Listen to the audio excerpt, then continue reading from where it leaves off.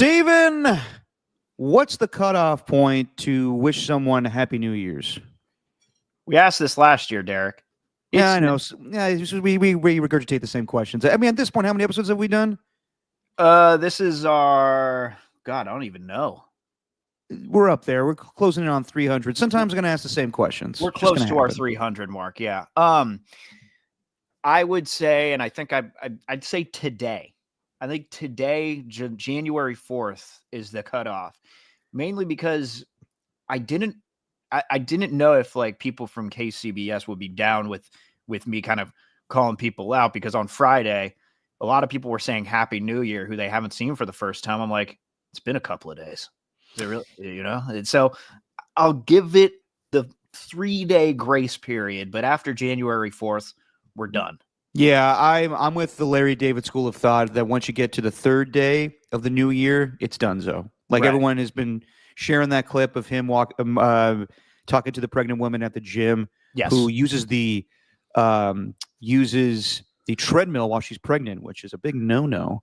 And then Larry's like, it's January 3rd. Or actually, it was weeks. It was like 2 weeks into the new year. And he's like, it's 2 weeks in. You don't even need it. Don't need to be wishing me Happy New Year. And I'm with that. Yeah. So, not that I'm like put off by it. Like, by all means, if you see me, you say Happy New Year. I'm not going to be like, you fucking idiot.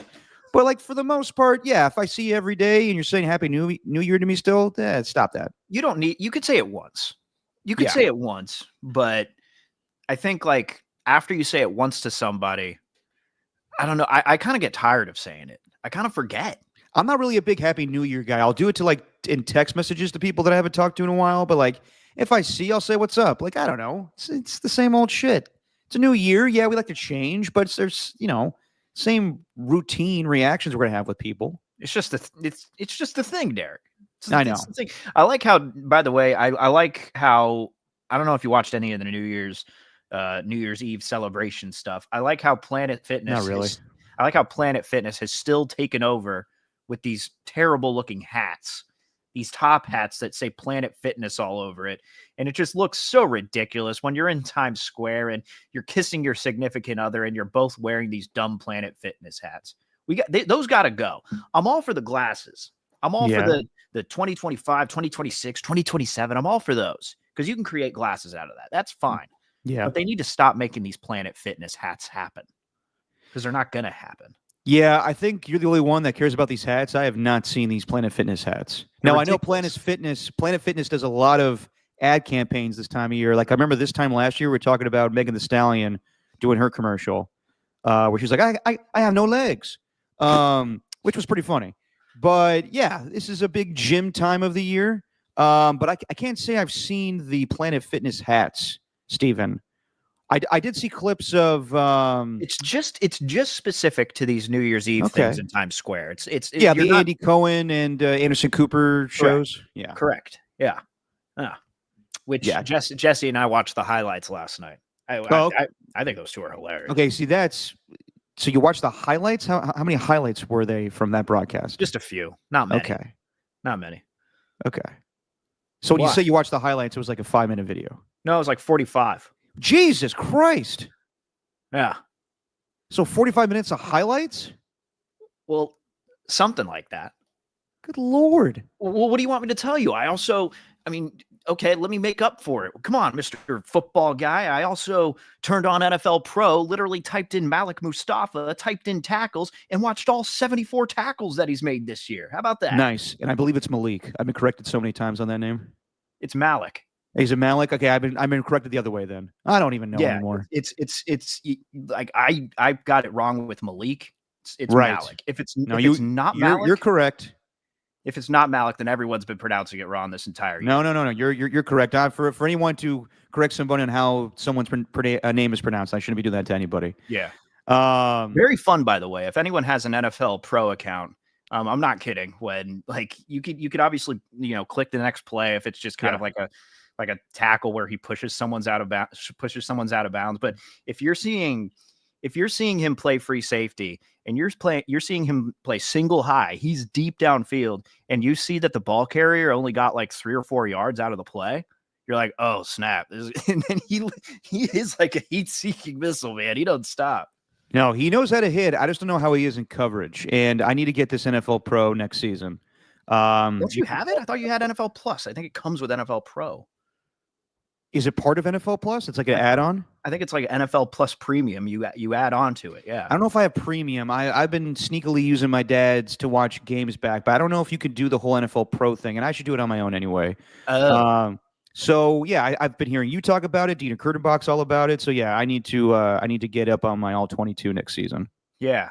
I wish I would have done that more this year because it's like you gotta find the right things to watch, like in terms of what's fun. It's kind of hard to watch anything with offensive linemen. You can't watch I mean, you could choose like a run that goes 10 plus yards, and you can just assume that maybe, I don't know, either Trent Williams, Colt Miller, Jackson Powers, Johnson. I'm speaking specifically with 49ers and Raiders here. Yeah. You assume that they get to like the second or third level on those plays, but it's kind of hard to search them out.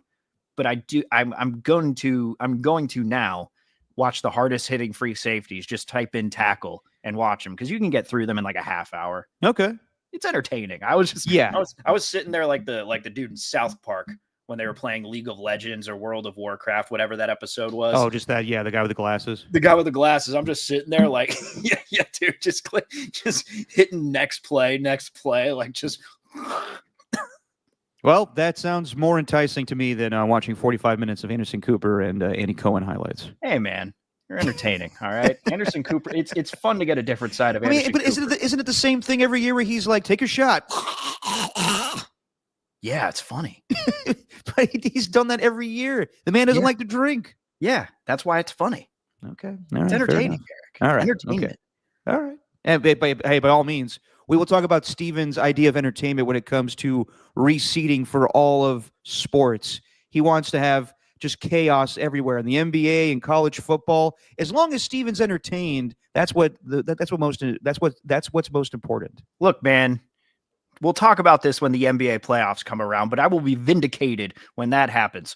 College football playoff, not so much. Yeah, we'll definitely get to that. Just your opinion, man. First one of the new year, 2025. We're gonna do stream only today. So if you're waiting for the podcast, it's gonna be a little dated by the time these NFL games kick off today at 1:30. So we're going stream only today on YouTube, and we caved. We're back on Twitter and X. I gave Elon the money. Yeah, we're back on X. It's for the people, but also fuck Elon.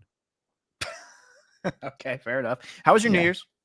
New Year's, it was chill. Just hung out with a few people at a bar, and then I think I left around midnight, came back here. Nothing crazy. All right, right on. That's not bad. What about you? Nah, we didn't do much either. We actually, I was ready to go to bed at like 8:00, right? And because I wanted to wake up the next morning, didn't have a nap, and then you had to work the next day too, right? I did, yes. Yeah. So I felt bad, like. Because I'm leaving Jesse. It's our first year as a married couple. So I felt pretty bad that I was going to bed this early. It seemed like she wanted me to stay awake at least for a little bit longer. But I was like, oh, I'm so tired and being a little bit selfish. And I was still going to bed. But then I got to bed and I heard my upstairs neighbors. They had themselves a fun New Year. Let's just say that. So I was like, I don't need to be there while they're having fun. So I got out of the bedroom because our bedrooms are in the same place. Our apartments are, laid out the same way. Hold on. Sorry. What time of night is this? It's like 8:00, 8:15. So if we could just cut the bullshit out. This couple was getting down at 8:00 at night. They were. Yes. Loud? Yes.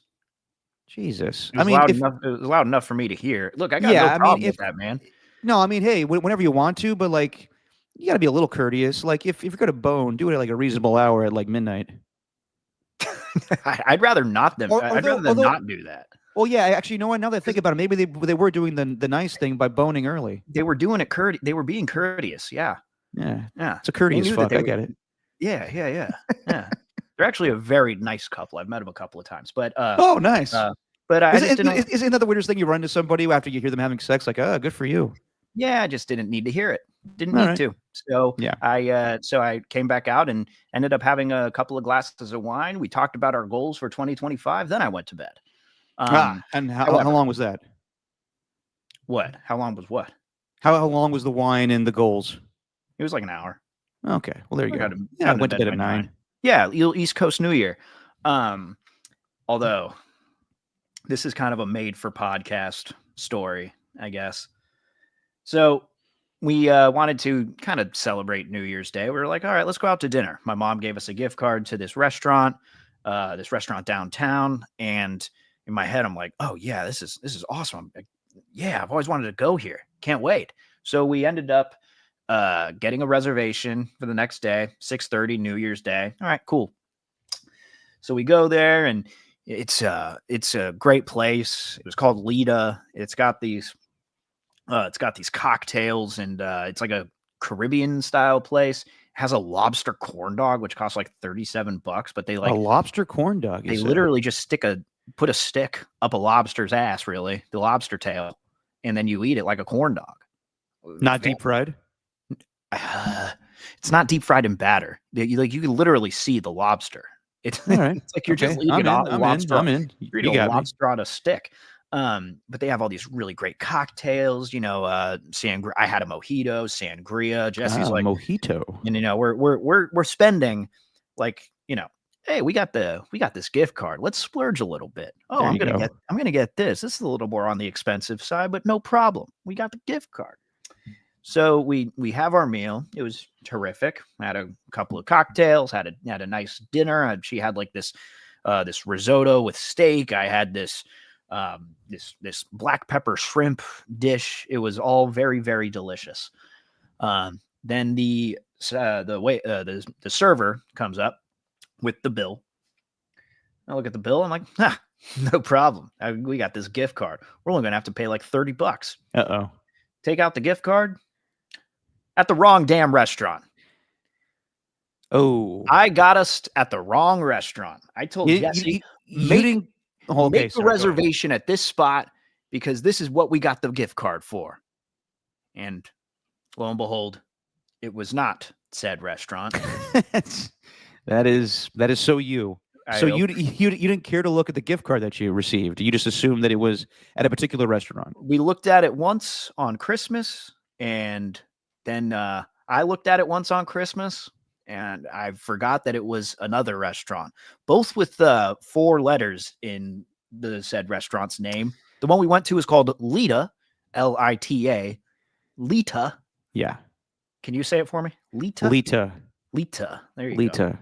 go. Okay, you know what? My New Year's resolution is to have all of you fucking stop saying that I pronounce my T's with D's, and everybody's in the chat is doing it right now. It's getting really old. Really old.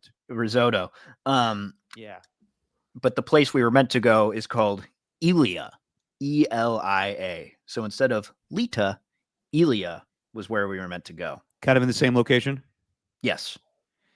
Very close. Yeah. All right. I will give you a pass on that one. No, Derek, there's no pass. There's no pass. Well, how much was the bill?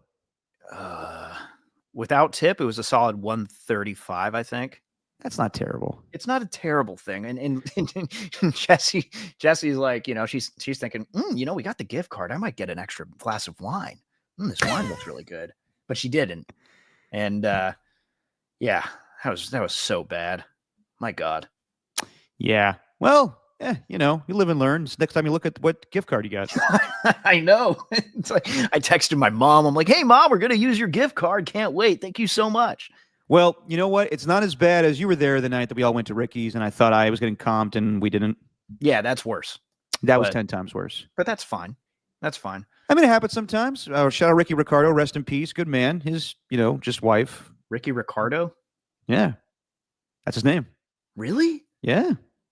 I guess I never knew Ricky's last name. Ricky Ricardo owned Ricky's. Good dude. Great guy. They reopened the restaurant, haven't been back.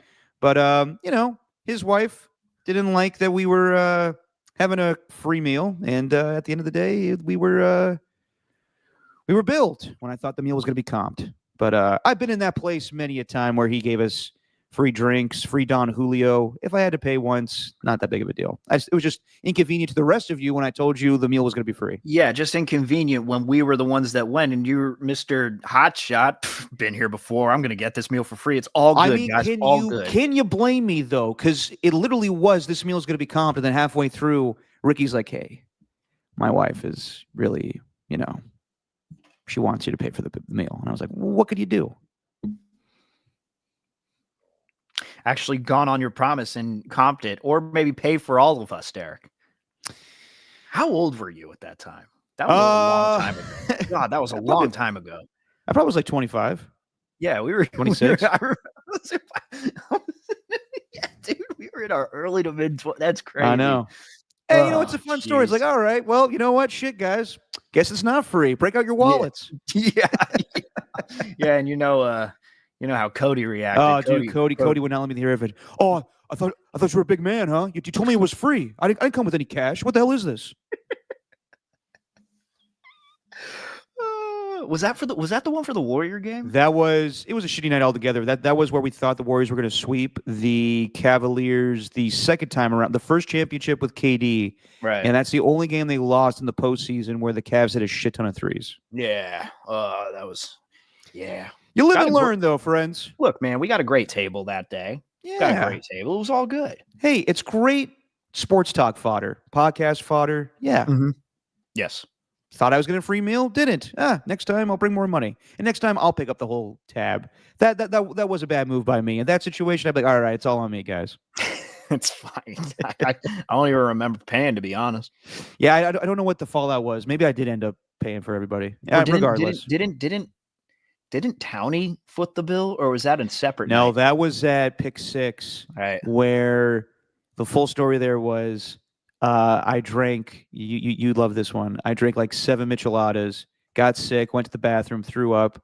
Was told I had to leave because I was sick. I felt fine, but it was good old puke and rally, like Cam Scattaboo in the ASU Texas playoff game. Yeah, except his was from water and Powerade. Yours was from sure it was beer and tomato juice. And I had to leave. And the next day, Chris Townsend texted me, being like, "Hey, I had to pick up your tab along with everybody else. So next time, pay for your fucking drinks." and then the best line at the end was, "The bill was this amount, and I will collect, dick nose."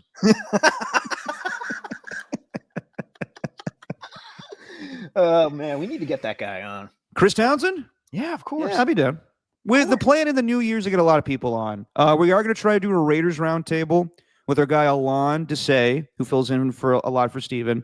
And Joe Spadoni. Ran into him the other day. Steven's going to hook it up. We're going to try to get Joe and Alon together for a good old Raiders roundtable. And then we're going to try to do a 49ers roundtable with our guys Tommy Collin, Evan Giddings, who do a great podcast on the 49ers. And also, I talked to him right before Christmas break. It's only natural because my father and this guy's son do a podcast together. So he was like, hey, we should do something together. Mike Silver is going to join us, I think, once free agency starts. Oh, nice. Yes. All right, right on. Love Mike Silver. He was he was writing some articles with Diana Rossini, or maybe it was just Diana Rossini by herself, about what's going on with the latest NFL head coaching scuttlebutt out there of what's going on Black Monday, although they don't call it Black Monday anymore. I forget what they call it now. You can't call it Black Monday. Why? I don't know. Yeah, because yesterday I brought it up and Copes made the joke. Why has it got to be Black Monday? Because that's what they call it.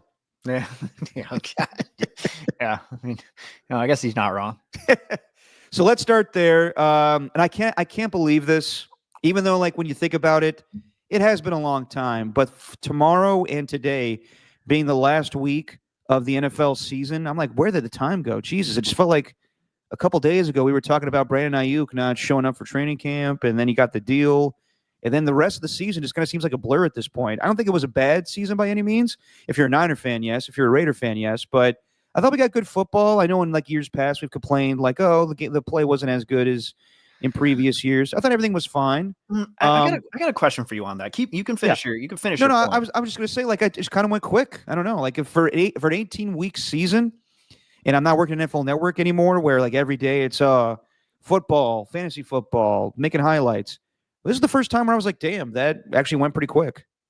So I think we do this all the time when we're in the middle of maybe a season that doesn't feel like it's getting as much production as you want.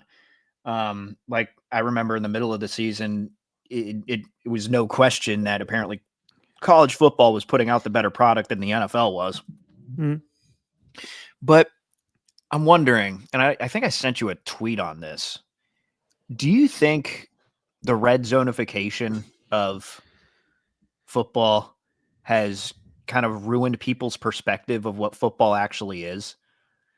Like, Mm. I think there's just because in red zone, obviously there's just nonstop action, right? Yeah. Like you're getting so many games at the same time, and you kind of have this with Major League Baseball. The God damn it, what do they call it? Is it called extra innings? I forgot what the thing is called That on MLB. that's the app where you can watch everything. But I don't know. I think there's MLB Network, just like the live look around, whatever they call it. No, well, MLB Network does a live look around, but MLB, the baseball app in MLB.com does this specific thing. I forgot what it's called, but anyway, it's the same Yeah. thing as Red Zone. And both make you think that it's just nonstop action. There's always someone scoring a touchdown, there's always someone hitting a home run.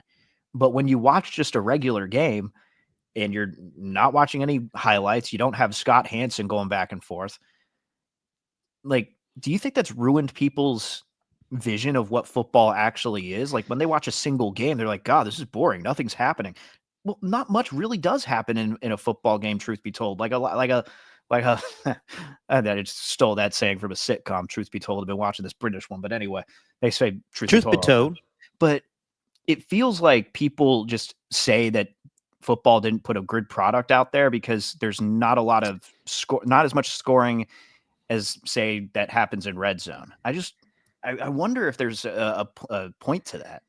I think that it's just the social media-fication of sports now, where we just complain and complain about everything. Oh, instead of the social media or instead of the red zonification, it's the social Social media. media-fication, yes. Okay.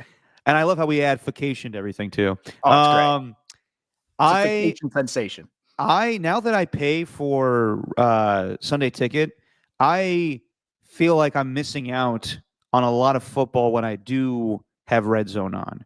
So I have the two TVs set up. I just do the quad box. I don't watch Red Zone anymore.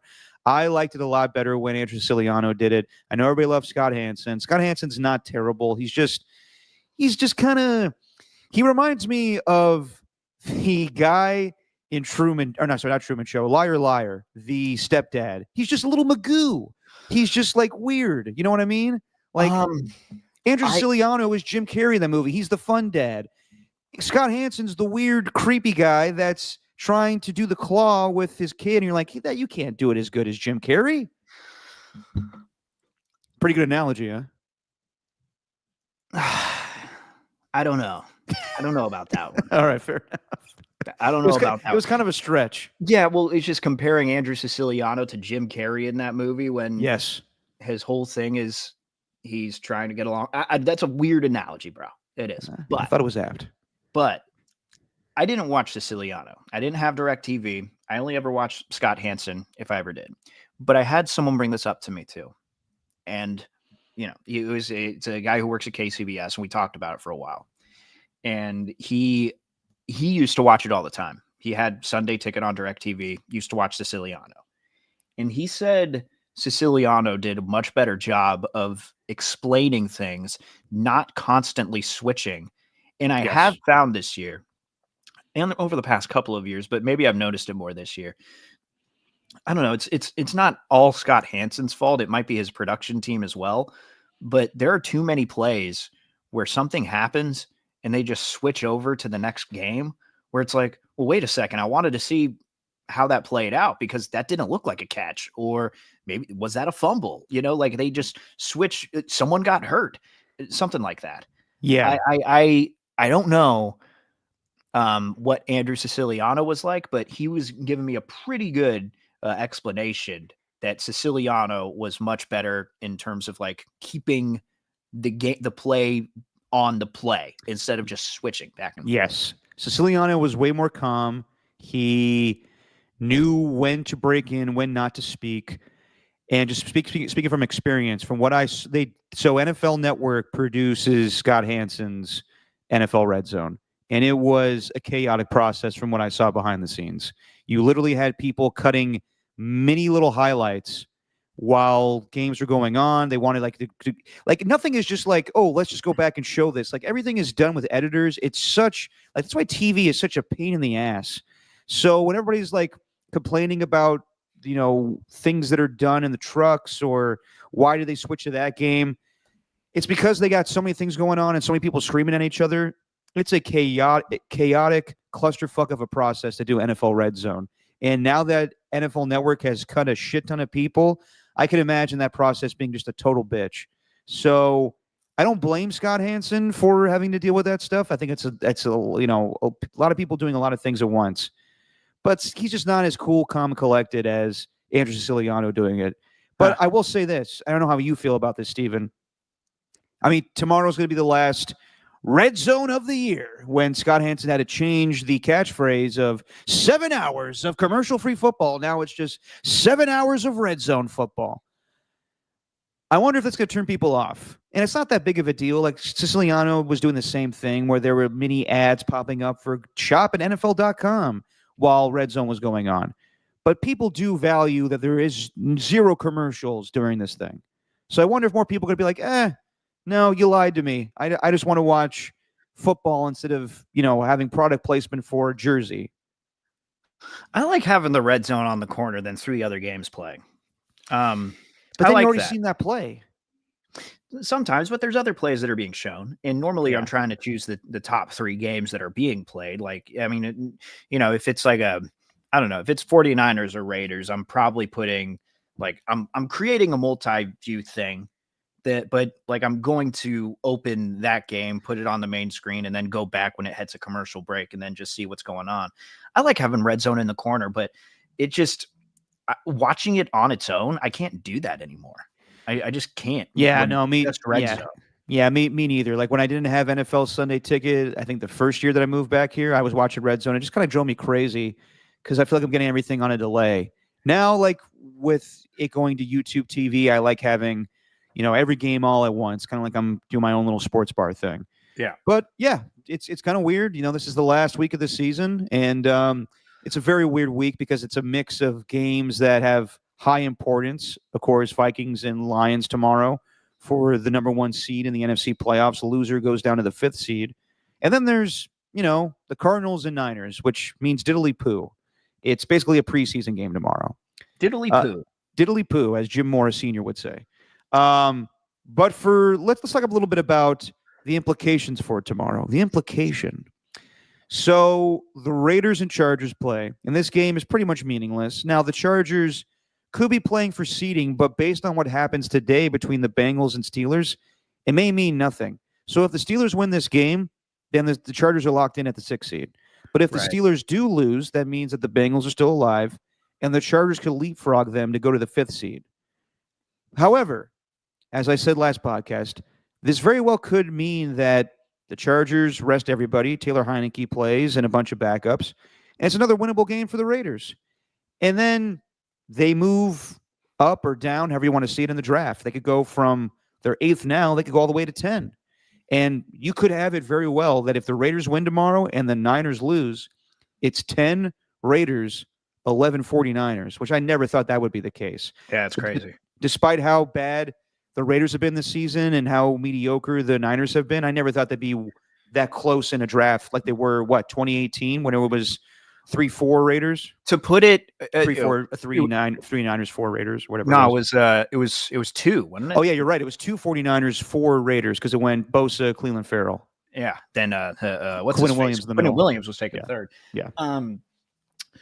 I think Raiders Reddit, someone did like a playoff simulator or draft simulator. And I think the best case scenario for the Raiders now is they can move to 5th. That's best case scenario after this week. There's no other way they can. That's literally it. If they lose and everyone else ahead of them potentially wins, then they can move up to 5th. That's the best case. So I am bracing for a 5 to 10 spot. Yeah. I don't know which one that's going to be. Well, maybe that's not a bad thing because, it depends on what you want in the draft. I mean, it's clear the Raiders need a quarterback. But Tom Pelissero went on Rich Eisen's show yesterday and said, from what I gather, most scouts do not have a first-round grade on Shedeur Sanders, which I was like, what? That's insane.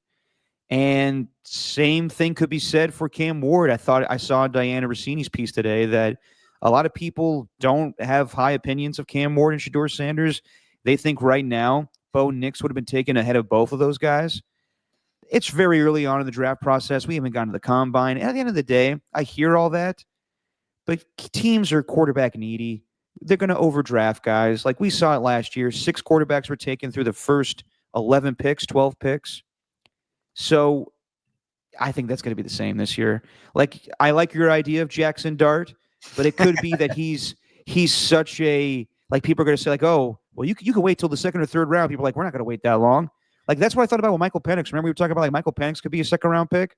Not the case. Dude. I think that people value quarterbacks so much that we're going to see Jackson Dart in the first round. Dude, we could see that, but I also thought last year, again, I'm saying this having not watched really much college football until the end of the season, and seeing Jackson Dart just literally throw darts, like just dropping dimes. His name is Dart. His name is Dart. Obviously, the connection with Jackson Powers Johnson. I don't need to lay that all out. Okay, I will. Both went to the same high school, center, quarterback, bring them back into the NFL. Same and they're age. both named Jackson. And they're both named Jackson, so that's a big thing. And the Dart, Jackson too. Jackson Powers Johnson and Jackson Dart. How cool is that? But I also thought last year, I'm like, a fallback option could be Spencer Rattler. And now look what he's doing. Like, so I really don't know. I'm kind of just throwing shit at the wall and hoping that it sticks. What do you think about this though, Derek? What do you think of the rumors? I don't know what they would have to trade for him, but I mean, if Darnold wins this game tonight, tomorrow night, like I think it's a done deal that they're going to be paying him. Like they're not just paying for him; they are paying for the duo of him and Kevin O'Connell. They clearly work really well, along with Justin Jefferson. We always do this thing when it comes to quarterbacks. It's like they're paying just the quarterback, the individual talent. And it may have been the case, but it feels like with guys like Brock Purdy or Sam Darnold, you're paying for him because of what he can do with the coach and the talent around him. You're not just paying for him individually. And I think that's the case for Sam Darnold. So where does that leave J.J. McCarthy? Last year, obviously said on the pod, if anyone listened, we weren't really sold on him. Mm-hmm. Didn't know if he should have been a top 10 pick for the Raiders or trade up to get him, whatever. And we saw him in the preseason, looked really good. Obviously, what happened with his Achilles, terrible season-ending injury. I think it was meniscus, Achilles, ACL, whatever. It's one of those ligaments in the lower extremity. So do you think there'd be any chance of a trade for JJ? Because I said last year or last podcast, I was like, there's not really a situation like for the Niners for the Raiders where they could just trade for a quarterback like the Niners did when they traded for Jimmy Garoppolo and just paid him a ton of money. But they kind of have one with J.J. McCarthy there. Yeah, I will say this. I think that me and my little brother actually argued about this, where he believes that there's no chance in hell that the Vikings are going to pay Sam Darnold because their philosophy was from the get-go, we're going to get through this year with Sam Darnold, and then we're going to play with J.J. McCarthy because they want to shed salary. And I'm like, yeah, but things change. Sometimes you plan for this, and then this guy plays really well, and then you don't want to see him leave. So at this point, what I'm thinking is, no matter what happens, Sam Darnold plays well tomorrow night. If he plays if he plays well in the playoffs, at this point, he fits Kevin O'Connell's offense. So I think they're going to pay Sam Darnold, but it's not going to be something crazy. Right. I think he's going to get like a 2-year deal for $45 million, which is reasonable.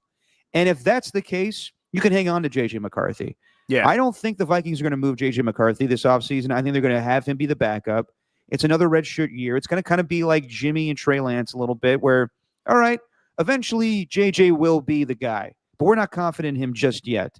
So, and Sam Darnold played really well. Now, there could be a scenario where Sam is our quarterback of the future and J.J. is not. So they'll figure that out. It's very much like, not so much Jimmy and Trey Lance. It's actually a lot more like Drew Brees and Phillip Rivers, where they thought they had the next guy in Phillip Rivers, and they went with Phillip Rivers because what did Drew Brees do? I think he tore his rotator cuff that last game of the season. Right. And then they let him go in free agency, and then they let Phillip Rivers be the guy. Not a bad move. Phillip Rivers had a great Charger career, But then you saw Drew Brees go light it up with the Saints, and it probably was a better situation for him because he probably wouldn't have thrown the football around like that with LaDainian Tomlinson. So, yeah, I'd say it's a good plan for the Raiders, but it's not going to be next season. I think that you're going to see the Minnesota Vikings pay Sam Darnold and have J.J. McCarthy be the backup. And at the end of the day, I mean, waiting for him is not the worst thing because he is just 21 years old, turns 22 at the end of the year. And this isn't like a, Bo Nix situation where you're going to, or even a Michael Penix. Remember that when Michael Penix got drafted for the Falcons, we're like, what, he's going to wait till he's 25 till he gets his first start? It's not the case for McCarthy. He's a little younger. He probably can just sit back there. And also, I think Sam Darnold's words, what he said before leading into this game, I think they were pretty profound, Derek. What did he say? Profound. He said that being on the Niners, being a backup, not getting any practice reps, forced him to get better study habits, create better study habits for himself. And I think Darnold's the type of teammate that would be willing to help JJ with that. So you're with a guy in Kevin O'Connell who knows how to call an offense. You're with Sam Darnold, who clearly is just leaps and bounds better than what he was before because he had a year off and learned quite a bit with San Francisco. That might even be the best option for him. Maybe the Raiders aren't. Like, it might sound great, but coming in and being an immediate starter, having sat out for a year when you've just been injured the entire time, it might not even be the best option. And I know that Sam Darnold's having a resurgent season, and he probably is your leader in the clubhouse for comeback player of the year. But let's see what he does next season. Like, it's not automatic. Like, okay, well, Sam Darnold's a quarterback of the future. I would pay him, but then I would be, looking to see, all right, what's he going to do? And then if he falls back to what he was before, then you're like, okay, we got JJ. So as far as the Raiders, hang on real quick. Yeah. Can I play the clip? Can I play it? Sure. Stephen A. Smith talking about Sam Darnold's contract. I feel like we're in Marino. I think we're having a pretty, a sound discussion here, right? Yeah. I think we're having a pretty good one.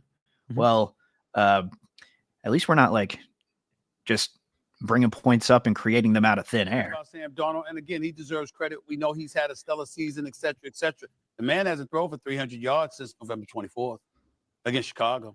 I mean, I'm just throwing it out there. I mean, we acted like that. Let's not act like this is the second coming of Dan Marino, and we just see him flinging passes all over the place. You got Jefferson, you got Addison, and all of a sudden it's Ed Coryell now. It's Dan Fouts, it's Dan Marino with Mark Super Duper and Mark Clayton. I mean, what are we talking about here? I'm just saying, can we pump the brakes? Can we pump the brakes just a touch, Booger?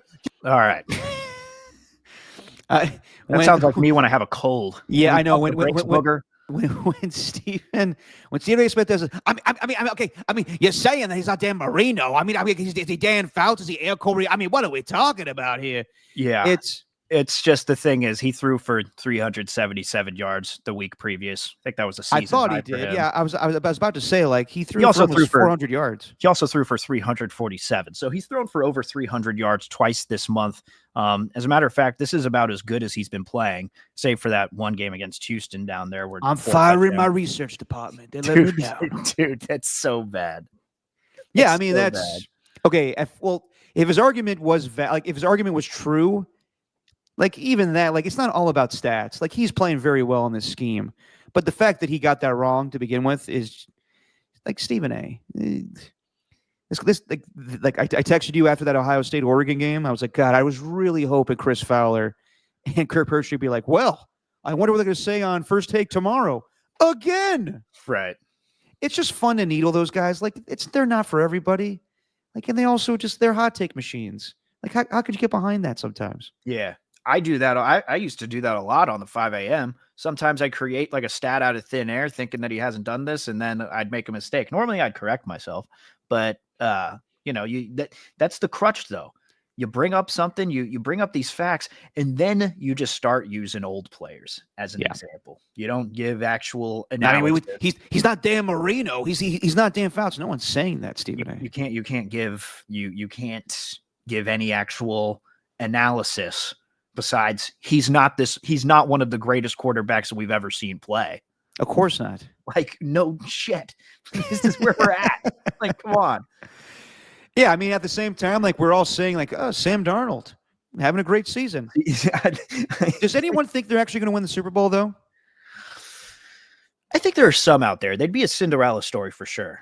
Okay, but the thing that I'm thinking is, all right, I think that he's playing fairly well. Now tomorrow against the Lions, could very well see it being a 38-34 game with the Lions leading because no one could stop this Lions offense. And Sam Darnold's playing pretty well. And then he throws a pick to Kirby Joseph and they lose the game. I can see that.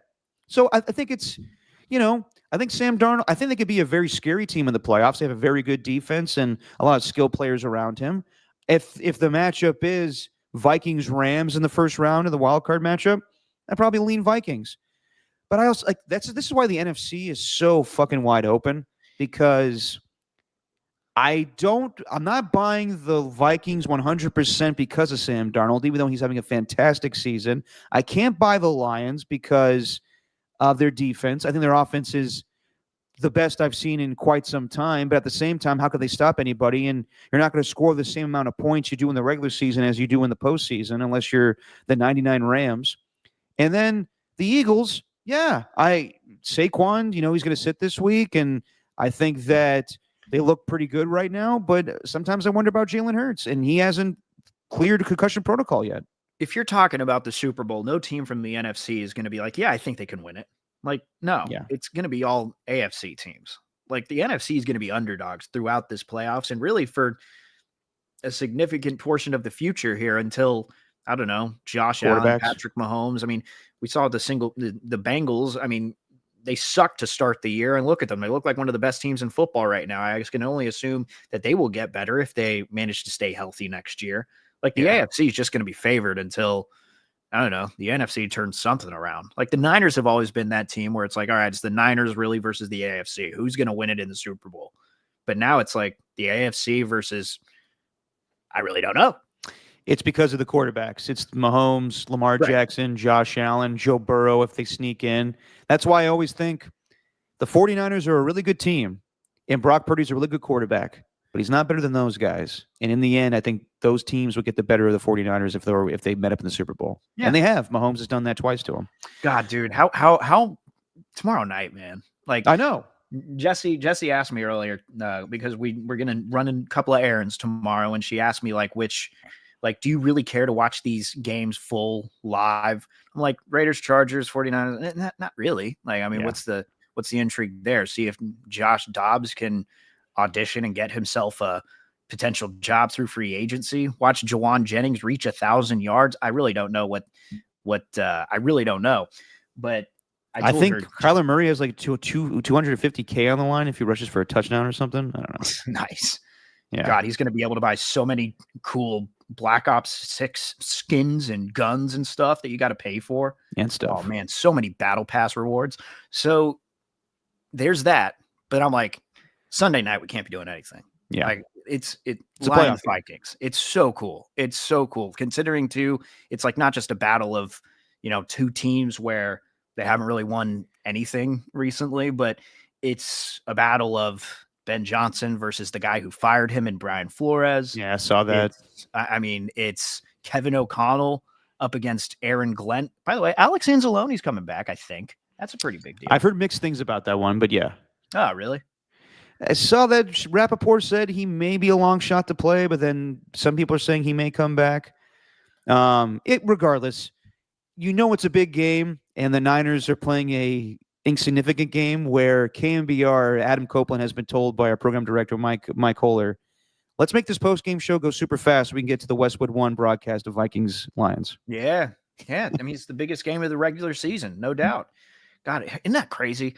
Like, who would have thought that going into the 2025 year that Jared Goff and Sam Darnold would be going head-to-head for the number one seed in the NFC with two completely different teams? I mean, imagine if you said that back in 2019. Yeah. And that was the seeing ghosts year, I think. That was a seeing ghost. I mean, at that point, ghost year, and that's where Jared Goff kind of began to decline, and we're starting to doubt whether he's like a good quarterback. And it's all. I mean, you would at that point in 2019, you would say, "Wait, Jared Goff's on the Lions, Sam Darnold's on the Vikings." Yeah, yeah. Real quick, I brought him up. What do you think about this game? Is now completely meaningless. Giants and Eagles. Saquon had the opportunity to break Eric Dickerson's 40-year-old single-season rushing record, and now he's not going to do it. Nick Sirianni made the decision that everyone's going to sit. Not surprised. Everyone's sitting. Tanner McKee's going to be the starting quarterback, which I suggested, but I was kind of hoping they would let him do it for a half to get this record. And Saquon was even saying, I'd be down to do it, but I've asked a lot of people this during the week on Dirty Work, what they think about the situation. Everyone is pretty much saying, yeah, it would be cool. It totally would be cool. But at the same time, if they lose Saquon, they're totally fucked, which I totally get. The only person that surprisingly was kind of into them going for it was Kyle Shanahan. Kyle was like, yeah, I remember in 1998 when my dad, it was the last week of the season, and Terrell Davis was going for 2,000 yards, and they went for it. And sometimes you could do what's right for the team and what's right for the player. The best case scenario is you stay healthy and you get the record. But then again, if you lose them, then you lose them. So that goes against everything that he said in his press conference, though, earlier this week. What did he say? Just talking about Jawan Jennings going for 1,000. What did he say? He basically said it'd be insulting to even think about that if you're vying for a postseason spot and if you're playing into the playoffs. It would be insulting for who? Just to even think about it to the team. Just because you're not going for a record here. You're trying to make it deep into the postseason, and that's what's most important. Well, basically, he was saying you want to do both. Like it's difficult. Like he was saying like in 1998, it's someone else's team. Yeah. I mean he and stuff. And stuff. I think that he wasn't he wasn't questioning Nick Sirianni. He understood it's a difficult thing. It's a very difficult thing to, like, he acknowledged like that record's pretty cool. Like it's not just an individual record. It's also, the offensive lineman paved the way for Saquon to get that record. And I guess we are talking about two completely different records too. We're talking about 1,000 yards receiving, where it's like Shanahan feels like he could do that for any receiver in his sleep. Whereas rushing record single season. Yeah. Oh man, that's where Shanahan gets a little antsy. No, I know. Oh boy. That's where I think, like, I asked him, like, so what about last year when, you tried to go for Lenny Moore's record with Christian McCaffrey? And he was like, yeah, I mean, you're never going to get that opportunity again. Yeah. And the game was in hand, and Doug Peterson was cool about it, but, like, it's an all-time record. I totally get it. I'm not going to say anything earth-shattering here, something that hasn't been said since this already happened, but I am absolutely on the side of, if he gets hurt and doesn't get 101 yards, like, can you imagine that? Week 18 of the regular season, finishes with like 80 yards rushing and couldn't finish the game because he hurt himself, and then he can't play it into the next week. I get it. That's such a massive risk. So I'm kind of in that side, but although AJ, I'd like Barkley to go for it just because Dickerson's being, a dick about it. Yeah, he is. He kind of is. Where, I mean, yes and no. Like he's not like being like Gassino, but also it's really like, think of it from his perspective. What do we know Eric Dickerson for? It's that, really. Like, besides Jerry curl, goggles. Besides him being one of the most physical running backs that we've ever seen in the NFL. It's also that single season rushing record, something that he's held for a while. I think he did it at 23 years old too, which is insane to think about. It was his second year in the league. He did it. Yeah. So if he had that record and he held it, shoot. I mean, I know you got to be Mr. Professional and all that, but man, if I had that same record, I don't know what I'd be. I don't know how I'd be reacting to that. So I'm kind of going to take a step back on that one. Let him think whatever he wants to think. I don't know. Think about Ricky Henderson, if he were still alive and someone were potentially going to break his single season record of 130 stolen bases. You think he'd want him to do that? Man, if I was playing nowadays and no one was even looking for base stealers, I would have stole 140. So I think that's kind of where it's coming from. A place of that. I don't know. Yeah. He could think whatever he wants to think. That man holds the single season rushing record in the NFL. Like, whatever. I don't think I think he's just annoying about it, but he's not being a dick. I think at the end of the day, if Saquon were to surpass him, he'd just be like, all right, well, that's it. Like, he likes being that guy, but he's not like Gastineau, where he's going to seek him out at an autograph signing and being like, I can't believe you took my record away from me. like Saquon, or Eric Dickerson's not in the same situation. Eric Dickerson's been in the Hall of Fame. People know who he is. He's going to have money the rest of his life.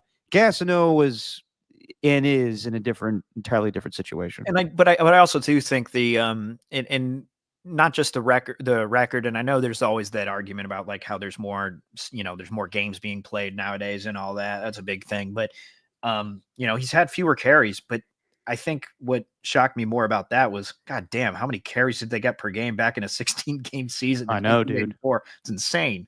You look at the kid, like, let's be real here, and we all know everything he did in the past. My dad brings it up all the time. He was a great player. The best single-season rushing season of all time is O.J. Simpson in 1973. The amount of carries the man had, it was ridiculous, but he did it in 14 games, and he rushed for 2,003 yards. Yeah. It was absolutely insane. And I won't make the joke that Truth Machine did yesterday. He didn't have to murder anybody to do it. But things change. More games, less carries. It's all like I'm not going to debate. What? I read this chat in your dad's voice from 14 games, John. 14 games, John. I can recite every single game from his game log that year. Played the Jets week 1, 176 yards. I was there.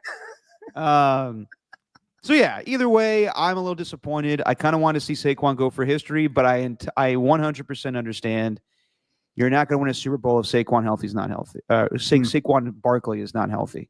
On the other side, though, I do think for this Week 18 matchup between the Lions and Vikings, the Lions playing their starters last week against the 49ers may bode well for them in this matchup of them just not being rusty. So the Eagles taking a week off, potentially playing the Packers in the wild card round. You don't want to be too rusty. That's all I'm saying. So, and you don't want to beat up on a lowly Giants team at the same time. So maybe the Lions do get tested by having a mini playoff game against the Vikings. I don't know. It all depends on what your philosophy is. If, do you want to go for winning more games? Do you want to go into the playoffs feeling hot, or do you want to have your guys be rested a little bit? It's a tough balance. But I'm kind of in the camp of you should play guys. You got to be consistent. And I'm kind of in that vein of, look, you got to play people in the preseason if you want to get them ready for the regular season. Yeah. So how can I be any different here where it's like, these are football players. They should probably play if they're going to play into the postseason. Just keep them fresh. Give them a little bit of time. I think personally, I think like Kyle Shanahan played it perfectly last year. I do, where he just played his starters for a couple of drives and did treat it like a preseason, but don't sit them the entire time. At least keep them fresh, get them warmed up, get them a little bit of time just so they're not hurt. I'm in that camp. I'm with you on that one. That's probably the best way to go about it. But tomorrow's game between you look at the schedule tomorrow, and we'll pick games here. But the one that stands out the most is Vikings Lions. So we'll get to that one in a little bit here. But before we do that, I do want to get back to the Raiders and Chargers. Ugh. The Raiders could have a 3-game win streak, and it's not like that would be an amazing accomplishment to end the season where Antonio Pierce would keep his job. So from everything I've read, and we'll get more information, I guess, on next week, maybe right after the game. Who knows? Sometimes decisions are delayed these days. Maybe Hondo Carpenter comes out with a good old bullet point article and everything. I do believe tomorrow will be Antonio Pierce's last game as Raiders head coach. I just think that even though the team, it wasn't the best roster on paper and the quarterback situation was weird, I just think that there was some hesitation in the first place to give him the job, it sounds like. There were bigger names out there, Jim Harbaugh, Mike Vrabel, Bill Belichick. None of them interviewed. They went right to Antonio Pierce because the fans and the players wanted Antonio Pierce. And I totally get that. He deserved the job after beating the Chiefs on Christmas Day. But after that, and since then, it hasn't been that great. It's been terrible, honestly. Now, is it his fault 100%? No. I think the roster's been terrible. I think that they didn't do a good job getting a quarterback. But at the end of the day, from what I've seen this year and a little bit last year, Antonio Pierce is a good leader of men. He knows how to galvanize a locker room, but he's just not a Mike Tomlin. He's not a John Harbaugh. He's not any of these organized, guys. dude. Yes, he's not an organized head coach. Organized. No, Yeah. he's not. There's no rhyme or reason. Does this look like a team that has practiced and knows what they're doing in practice? Like, no. Exactly. Even though he surrounds himself with the likes of Marvin Lewis and Tom Coughlin, guys that he played for, or Marvin Lewis that he worked with at Arizona State, it just doesn't feel like he's in a position to be a head coach right now. They went to a beach, Derek. Oh, yeah, when they went to the L.A. Training camp? They practice on a beach. Yeah. And then what was the fallout? Hanging with the boys. What was the fallout? Remember when Hondo came out with I don't know if it was Hondo, but there was a players only meeting where the players were like, "We need to be a little more organized, coach." Was that a Hondo bullet point? I don't know if it was a Hondo bullet point, but it definitely came out this year that either Max Crosby or someone led a meeting being like, "We need to get our shit together." Like it seems like we're not really prepared. Yeah. So that's that. Like, it's not so much. This is gonna sound crazy. It's not so much the record this year, even though it's been bad. If they looked like an organized team and there was some, pros to a 5-12 season or a 4-13 season whenever they finish, then you'd be like, all right, well, they got something cooking here with this coach. Like Gerard Mayo is probably get the benefit of the doubt of like, oh, we knew this team was going to be bad. But there also is, he contradicts himself a lot in press conferences. You notice that with Gerard Mayo? You seen that this year? Yeah. He'll say like, oh yeah, Ramondre Stevenson's not going to start. Then Ramondre Stevenson starts and everybody's like, so what happened there, coach? He's like, coaching decision. Okay, but what into that coaching decision? Just a coaching decision. It's like, Jesus, all right. And this was the guy that Robert Kraft wanted to hire and get rid of Belichick for because Gerard Mayo is going to be more friendly to the media. Okay. So, yeah, I think that regardless of what happens tomorrow, Antonio Pierce will most likely be fired because it sounds like that press conference was telling a couple weeks ago where they won the game against the Jaguars, and he said, talk to Tom Telesco, almost like they're not in unison together.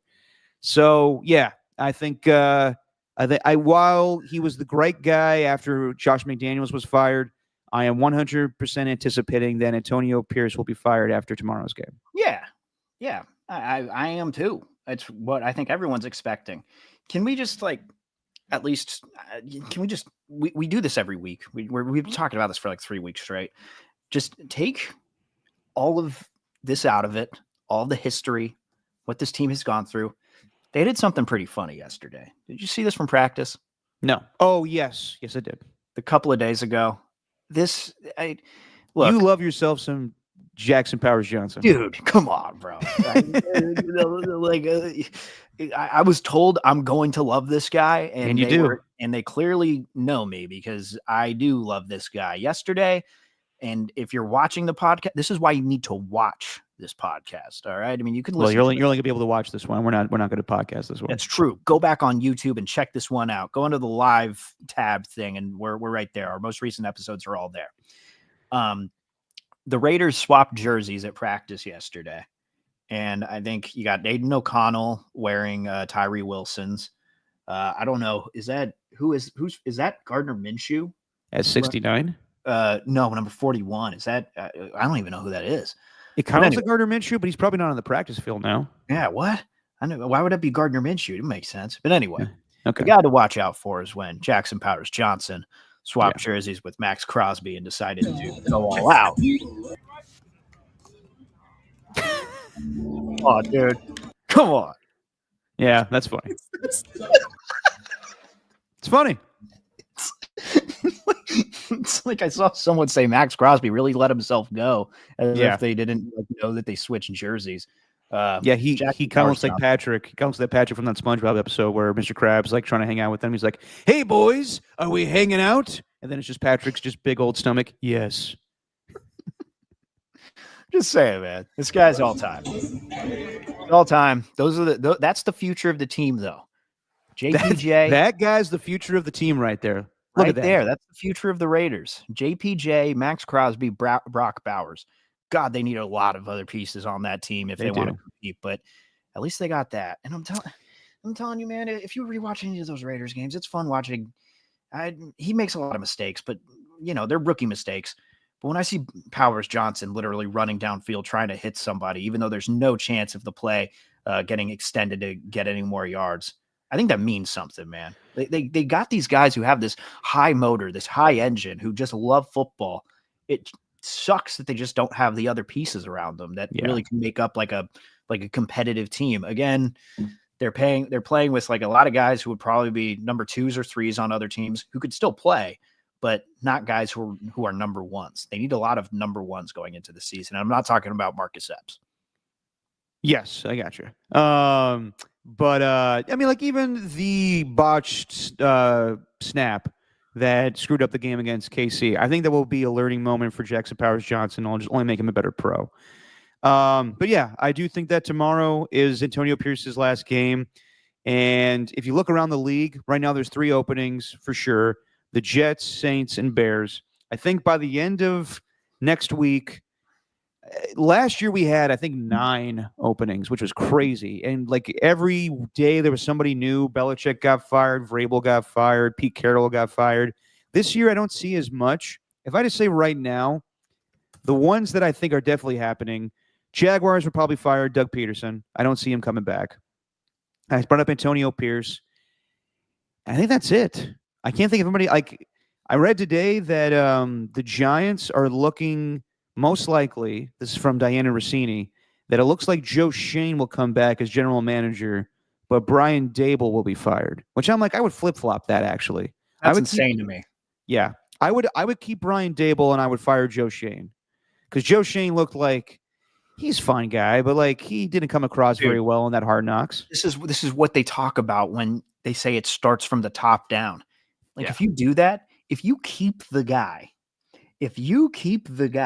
who says we are not going to pay $12 million a year to a 27-year-old running back, and that guy just eclipsed 2,000 yards, became the 9th player in NFL history to do it, and then he says the words, "This is the year for Daniel," and the guy who even created something out of Daniel Jones in the first place was Brian Dable, and then Daniel Jones caught up to Daniel Jones, and obviously we know what happened, released this year, and now he's back up with the Vikings. How can you keep that guy, the one who says this is the year for Daniel? No, it's not the year for Daniel. It just so happened that the guy who's the head coach created something out of nothing. Yes. Yeah, especially when they won that playoff game with the likes of Isaiah Hodgins and Daniel Bellinger. Like I'm trying to think of the guys that were on that Giants team where they won that game in Minnesota.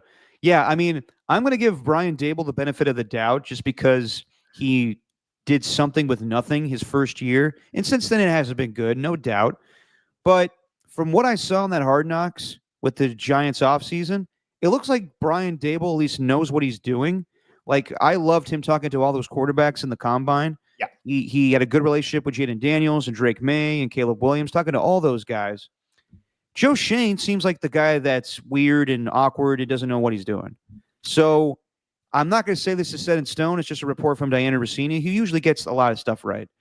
But if I were the Giants, I would fire Joe Shane and ask Brian Dable who he wants as his general manager. Which they had a good relationship together in Buffalo, but yeah, it sounds like one of them's going to leave. Speaking of the Giants, this is a guy you really like. Do you think, even though it's just the second year, do you think this is it for the Colts with Shane Steichen? I thought about that one today. I like Shane. That loss to the Giants was bad. I know. I like Shane Steichen a lot. I just think that it sounds like he was pushed into a corner to draft Anthony Richardson. Not that he didn't want him, but he probably thought he could have been his Jalen Hurts, though Shane Steichen was the OC with the Eagles. And he just hasn't panned out so far yet. The only reason I say this, I think Shane Steichen should stick around with the Colts because there is a lot of promise there. But Jim Irsay's crazy. It sounds like Chris Ballard actually may be on the hot seat, losing his job more than Shane Steichen. Yeah. Which if anybody, like maybe it's just because we hear him in press conferences and he sounds like he knows what he's doing, and I think he's a really good GM because of that mainly.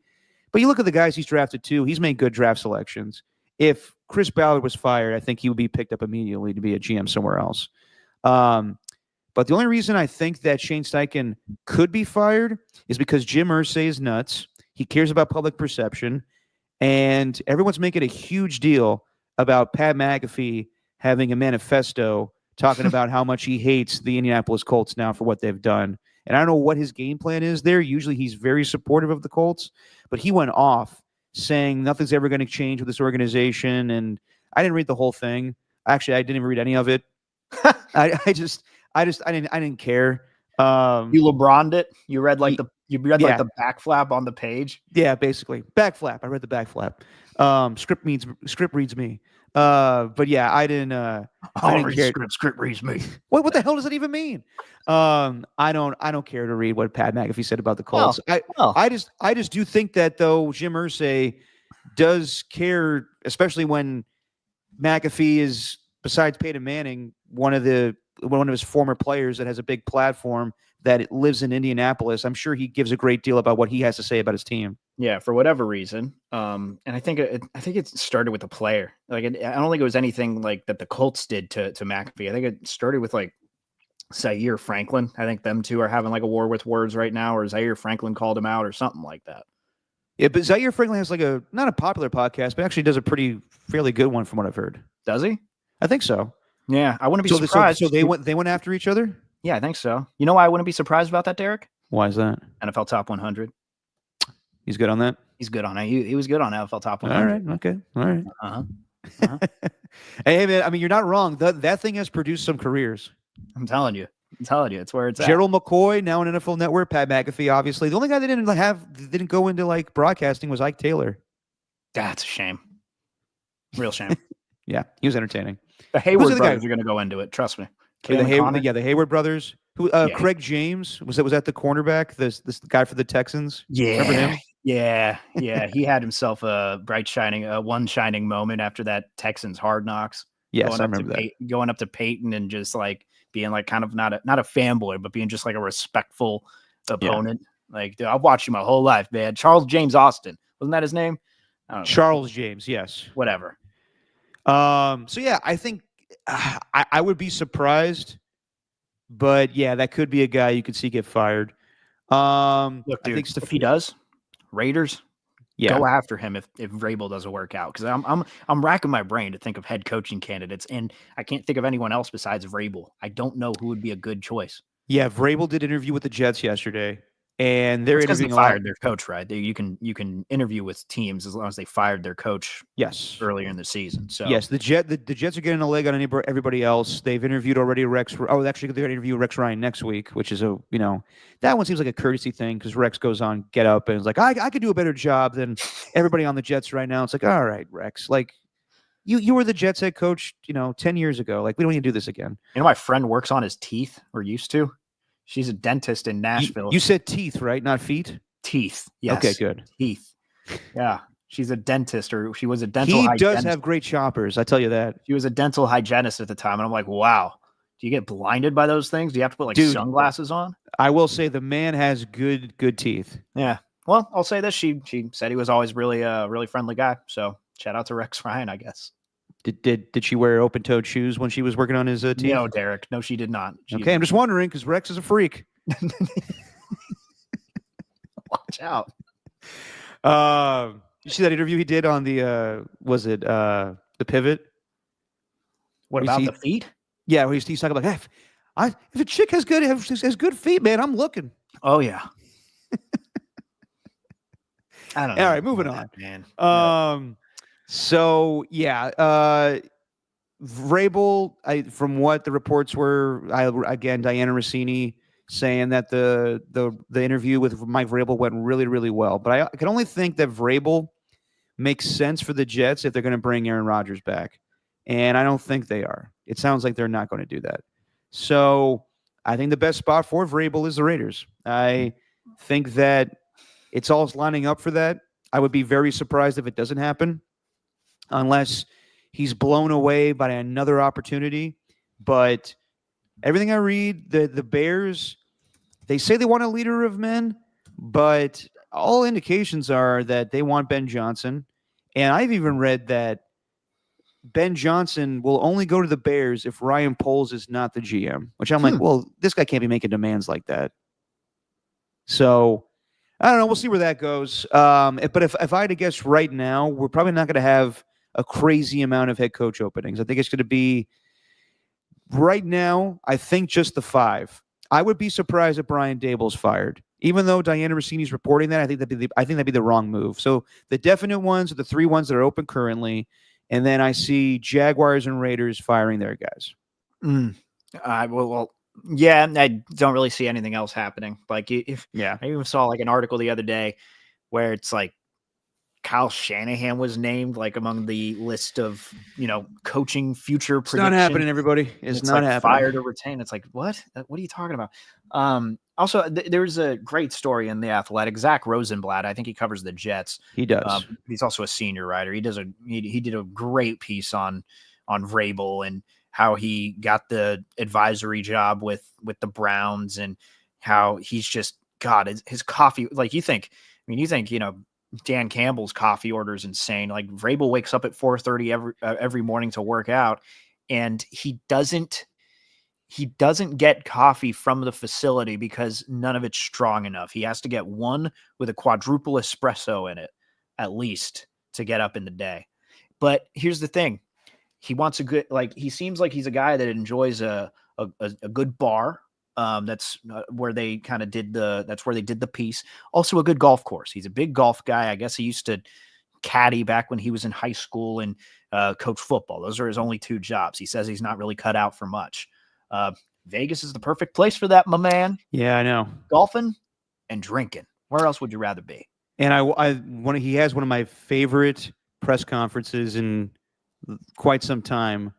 God, what was the name of the reporter? But Vrabel, you remember this press conference where he's like, he calls the guy by name, and it's hilarious. He just goes, "Losing fucking sucks. It sucks. It sucks." He says it over and over and over again. I'm like, this guy's pretty old school. But like, God, what was the guy's name? He says the name of the reporter. It's just hilarious in his tone. I'll find it later. I thought you were going to say the time that he'd be willing to cut off one of his nuts if he could win a Super Bowl. I saw that. Well, was it one of his nuts or like a little piece of his pecker? I don't know, but it was all too realistic. Yeah. It was like, oh my God, dude. I'm trying to find that press conference. Hold on. Because he's like, oh, you know the thing about that Gertrude or whatever the guy's name is? You know what's funny is I just opened Twitter and the first thing that pops up is that whole thing with Vrabel and Belichick and how he just Gentry. Gentry? Yeah, he goes. The guy asked him, like, you seem to be in a bad move, Mike, and he's like, because it sucks to lose, Gentry. It sucks. It fucking sucks. He just. I could just see him being like Hondo Carpenter's like, Mike, why are you so down today? Because it sucks to lose, Hondo. Put down your bullet points. Hang on. We got it. You got it? I think I found it. Yeah, this is classic. Sucks to lose, Gentry. Trey, ever need to show you anything? Did you have another thought or no? I'm just curious. Well, It sucks. Losing. Awful. That's why I want to win. Because you don't sleep. You want to win for the players that bust their tail. That's it. You know what I mean? It's not about, hey, we'll go into the offseason with a good note. Nobody knows what you did on January 7th or 8th or 6th in April when you come back. Dude. Yeah. He's the guy. He's the guy. They need to hire him. Come on. Like him and like when you have a guy like Max Crosby as the leader too, it's not like you're having I keep on making the comparisons to the Niners, but it's not like you're having like a Jimmy Garoppolo who's going to be leading your team. It's not like their personalities would mesh, but a guy who literally challenges everyone to show up early and stay late. I think they need that, man. They absolutely need that. Damn. I agree. I think he's the perfect fit for the Raiders. He fits I know everybody loved Antonio Pierce because he was a fan and he fits the culture. This guy fits the culture as well. It'd just be different. He's not going to scream Raiders after every win. He's not going to have them smoke cigars in the locker room. He's going to have fun with them, but he does fit the Raiders. I think that Mike Vrabel would be a fantastic Raiders head coach, and I think that Tom Brady's relationship with him will solidify that. Yeah, I'm banking on that one. I think he's next to Ben Johnson and probably over Ben Johnson. He's the number one head coaching candidate just because of what he's done in the past. Yeah, like as we're doing this podcast and talking about it a little bit more, it's like if they don't get him, he's a miss. Like Yeah. it's a miss if they don't Yes. get him. Like I'm not going to call it a failure, but God, you miss out on Mike Vrabel. I mean, I know you got to go to the next option, but it seems like he's the perfect one. I can't see anywhere else, man, where like, yeah, he interviewed with the Jets, but that's a total rebuild if they move on from Aaron Rodgers. And even with Aaron Rodgers, it's an uphill battle. You know, just because Caleb Williams is there doesn't necessarily mean that it's a good fit with Vrabel. I think that Caleb Williams in Chicago needs an offensive-minded head coach. You got to build from the bottom up with the Raiders right now. I think the perfect guy for that would be Mike Vrabel. Because losing sucks, Hondo. Losing sucks, Gentry. Yeah, losing sucks, Gutierrez. Losing sucks, Vic. Yeah, hey, Suck. Tafer. Yeah. Hey, Deshaun Reed. Fucking sucks. All right? Can't wait for that one. All right, real quick. For the Niner game. No Deebo Samuel. He will not play. He's dealing with, I think he's dealt with this for most of the season, a wrist and rib injury, which that was true. But I do wonder if we've seen the last of Deebo Samuel in a 49er uniform. Because from everything that I've listened to with Kyle Shanahan and John Lynch the last few weeks, they feel fairly confident that they'll be back. And you look at their schedule next year, I mean, they could easily flip it on. Like, I don't know how many, like, they have a 4-place schedule. Their opponents at home, I don't know how many nationally televised games are going to be at Levi's next year. You're playing the AFC South and NFC South, playing the likes of the Browns and the Jaguars. And I think that the Niners could turn it around fairly easily next year. But they do have to make some changes. And so I think it could be a mix of rebuilding and retooling. And you're going to keep pretty much the same roster, I would assume, but make changes here or there. You got to improve the offensive line, defensive line. And I was very impressed with Ricky Pearsall's performance, and I think that they want him to be their Cooper Kupp, their Puka Nacua in this offense, a guy that could beat man coverage, get a lot of catches. I think that they feel very confident in Juwan Jennings going forward.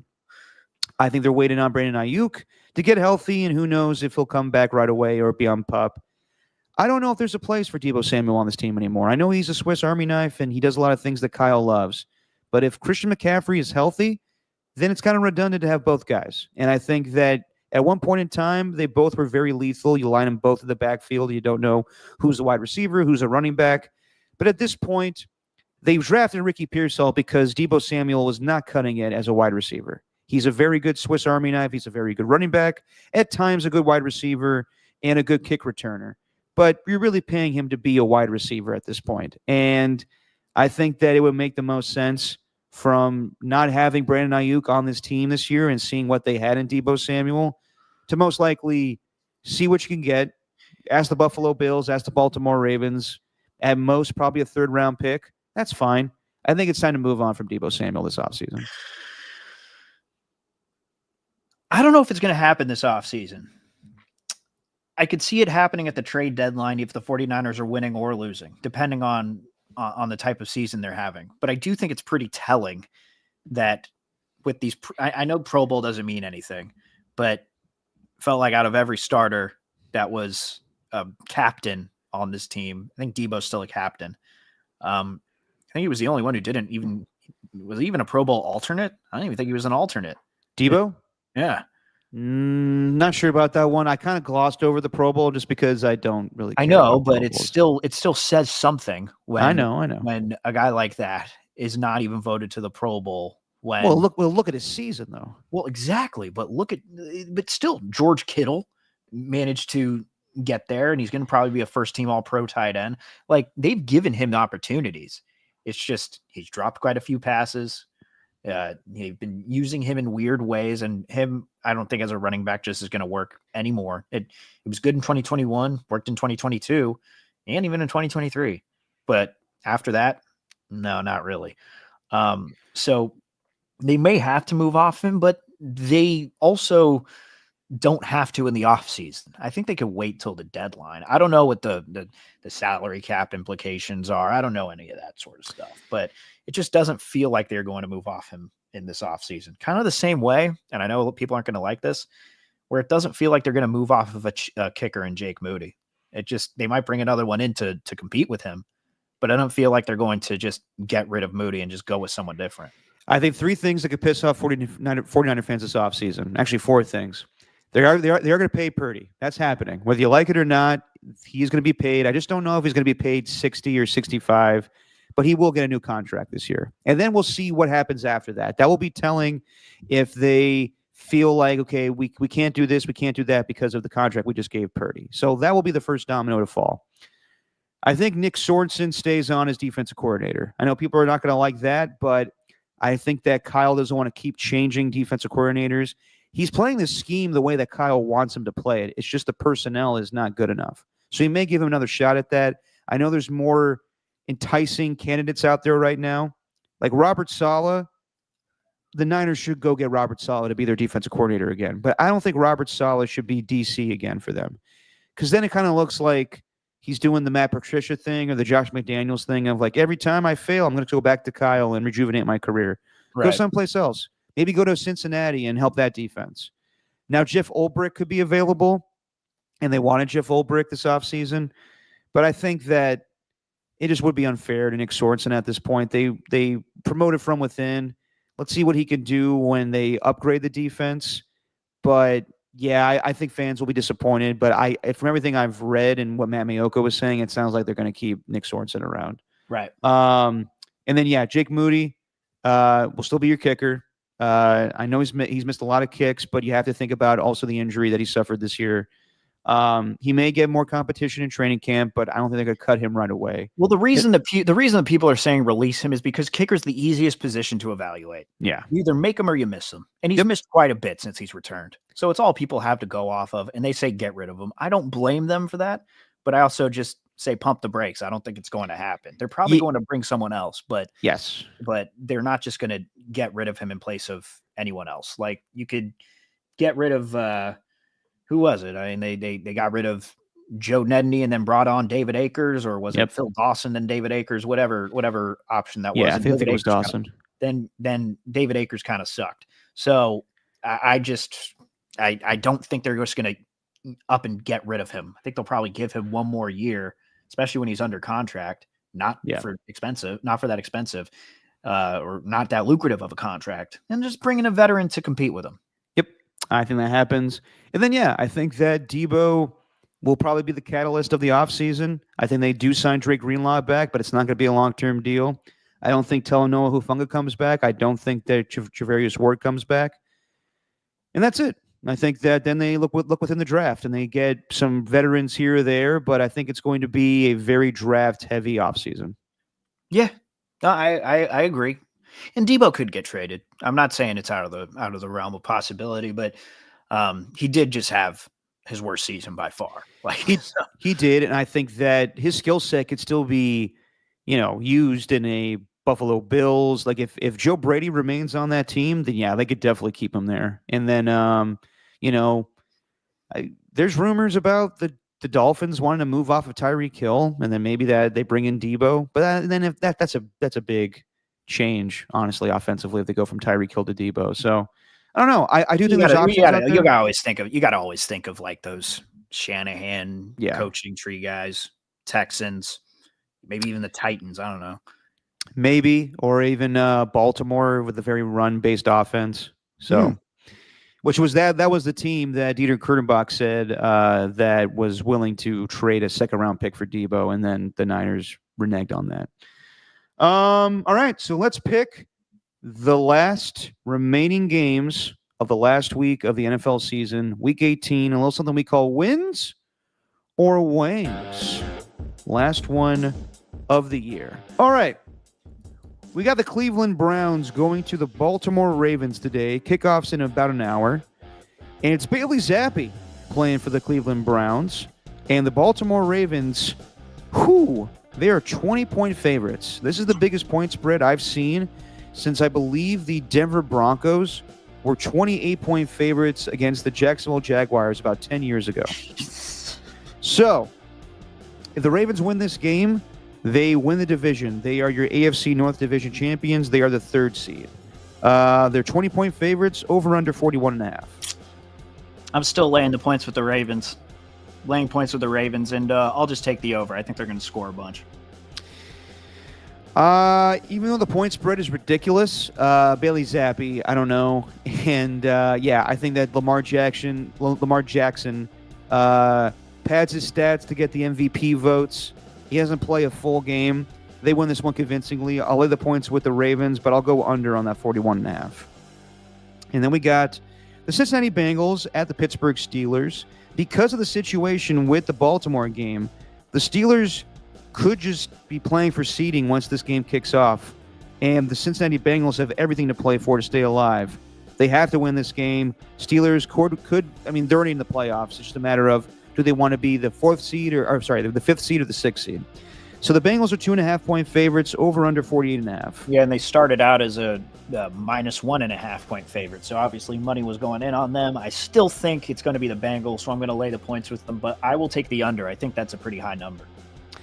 I think that despite whatever happens in this Ravens game, Mike Tomlin wants his guys to show a little something before they go into the playoffs. They look like crap the last 3 weeks.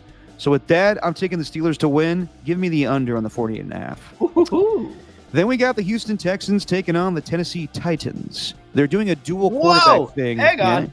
Whoa, he pronounced it. I've done it before.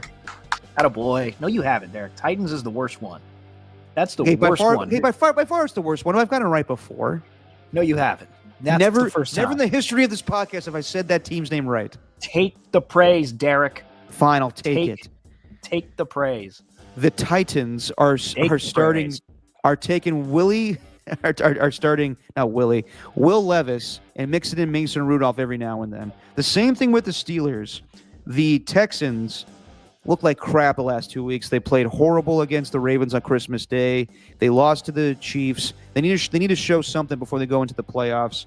Despite all that, the Titans are 1.5-point favorites, over under 36.5. Oh, goddamn. I didn't even know that. Oh, that's an updated one. I'm seeing it's a pick 'em already. All right. It? Well, then, or it was a pick 'em, and now it's a Titans favored. I guess I'll just do this. I'll take the Texans to win. I think they could. The Titans aren't a very good team, so I think the Texans are going to win. You know what? I'll just take the over. All righty. Yeah, the Titans beat the Texans earlier this year. Messed it up. No, I didn't. I said Titans. Titans. No, whatever. I'm not gonna fight this every fucking time.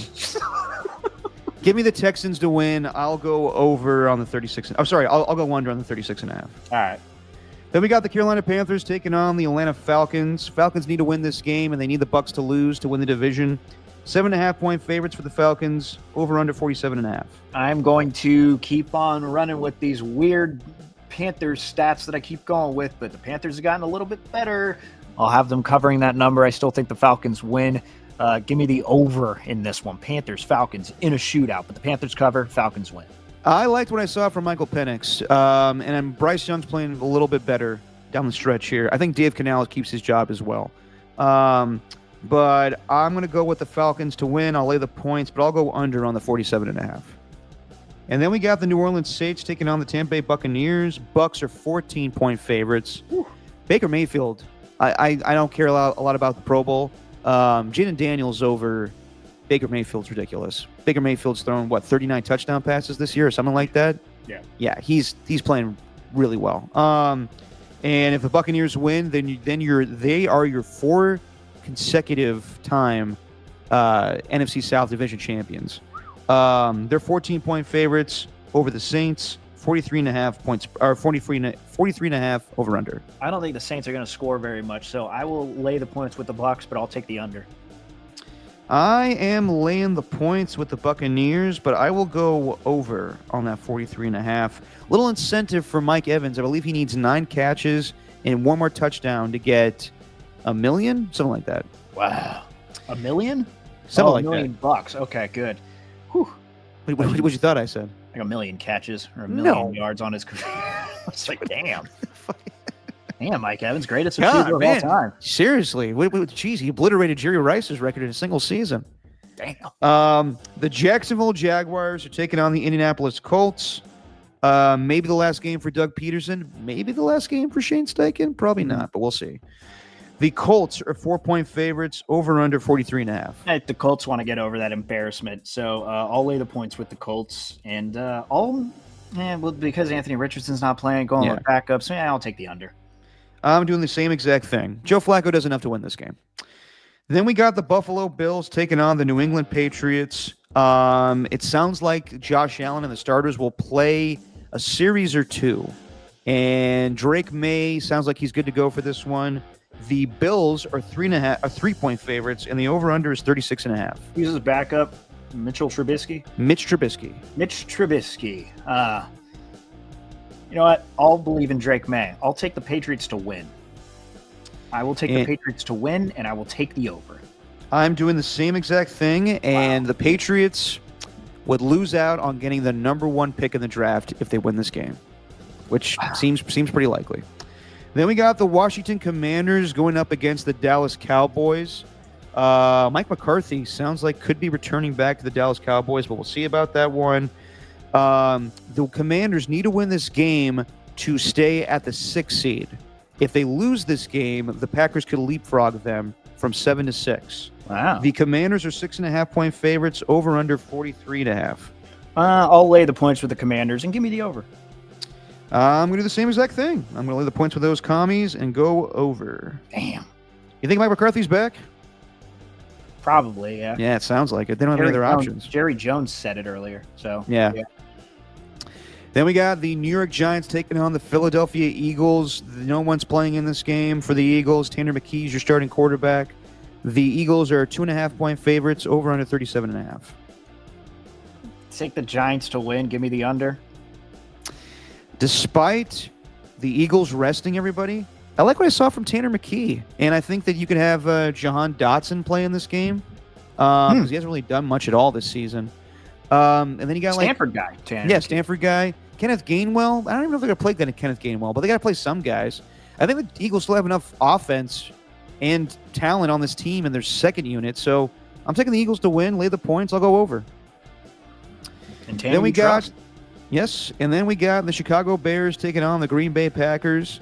Packers need to win this game to go above the Commanders, but at this point, it kind of looks like they may get the 7th seed, which is tough. They'll play the Eagles in the first round. The Packers are favored by 10.5, over under 41.5. Oh my God, 10.5. That's a lot. I mean, it's hard, right? Like, I don't even know if the Packers are going to play everyone for the entire game. I'll take the Bears to cover. I'll take the Packers to win. I'll take the over. I think the Packers need to show a little bit more than what we saw last week against the Minnesota Vikings. So while this game is going on simultaneously with the Commanders, I think they play their guys for most of the game. So I'll lay the points with the Packers, but I'll go under on that 41.5. Then we got the Seattle Seahawks taking on the LA Rams. We finally see Jimmy Garoppolo play for the Los Angeles Rams. Oh, yeah, baby. And the Seahawks are 6.5-point favorites, over under 38.5. You know what's crazy is the Seahawks were just 2.5, but as soon as Garoppolo got announced, they all the money went in. That'll happen. Another 6.5. I'll still lay the points with the Seahawks, and I will take the I'll take the under.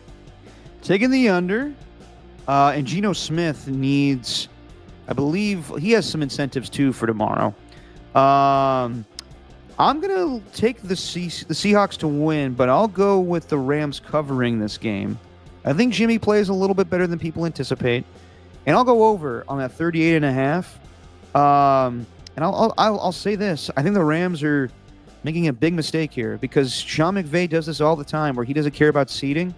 If the Rams lose this game, they'll drop to 4, and they have to play the loser of the Lions-Vikings game. And I don't think that's a good a good first-round matchup for the Rams at all. So, all right, whatever.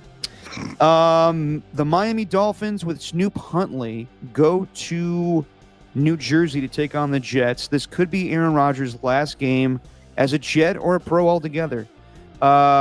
Snoop Huntley and the Dolphins are 1-point favorites. The over-under 38.5. I am going to take the Jets to win. I'm going to take the over, and I'm also going to take Aaron Rodgers announcing in his press conference that that's it for his career. He does that tomorrow? Yes. Wow. You don't think he's going to do the darkness retreat and all that shit and have to think about it? He's an enigma, Derek. A mystery wrapped in a riddle. I'm taking the Jets to win, too. I think that the Jets in Aaron Rodgers' last performance as a Jet get the win. I'm taking the under. When you're a jet all the way from your first cigarette to your last dying day. Not for Aaron Rodgers, though. I don't know if he's coming back. If he gets flat out released, maybe a team gives him another chance. Maybe Pittsburgh, if I had to think of one place. Yeah, I don't know. I'm going to hold off on my prediction on Aaron Rodgers' career. Then we got the Kansas City Chiefs taking on the Denver Broncos. Simple as this. If the Broncos win this game, they're in. They're your 7th seed. The Chiefs are resting everybody. It's my guy Carson Wentz starting at quarterback for them. Really is the Broncos, it is my guy. Because he was a good player at one point. The Broncos are 10.5-point favorites. 40.5. You're over under. You're a good player in 2017. Who's going to be MVP that year? Well, I'll lay the points with the Broncos and I'll just take the over. I'm going to take the Broncos to win, but 10.5 I think is way too much. I think that Carson Wentz is going to surprise some people. I got the Chiefs covering. I know. I love this guy for whatever reason. Give me the over. He's a good backup now, Steve. I'm not saying he needs to be a starter. He's a good, solid backup for Patrick Mahomes. You know what? You're right about Sam Darnold. Who am I to say I'm right about Carson Wentz? Fair enough. And then we got the Chargers taking on the Las Vegas Raiders. Chargers are 4-point favorites, over under 41.5. They're 4-point? Really? Chargers are 4-point favorites. Well, some money's been going in on the Raiders. How about that? Yeah. Well, I would have had the Raiders had that point spread been 6.5 like it was previously, but it's 4.5. I'll lay the points with the Chargers. I'll take the over. I think by the time this game kicks off, if I'm basing it off the Steelers winning, I think this game is meaningless for the Chargers. They rest most of their guys. They win one for the Gipper in Antonio Pierce. Yeah, the Raiders get one last win. They win this game, and I'm going to go under on the 41.5. Oh. And they screw their draft hopes. Did you see what the we'll pick this last game, but did you see what the Chargers did with their coach, the 5 guys? With Harbaugh? No, with the I think their wide receivers coach or their offensive line coach. I'll explain it after we do. Okay. This game might. I mean, the 49ers take on the Arizona Cardinals. Cardinals are 4.5-point favorites. Over under 42.5. Doesn't matter. No, lay the points with the Cardinals. Take the under. Yeah, I'm doing the same exact thing. Nothing else needs to be said about that. And then the cream of the crop, the biggest game in quite some time to end a regular season. The Minnesota Vikings taking on the Detroit Lions. Lions are 3-point favorites. Over under 56.5. Well, I'll take the under.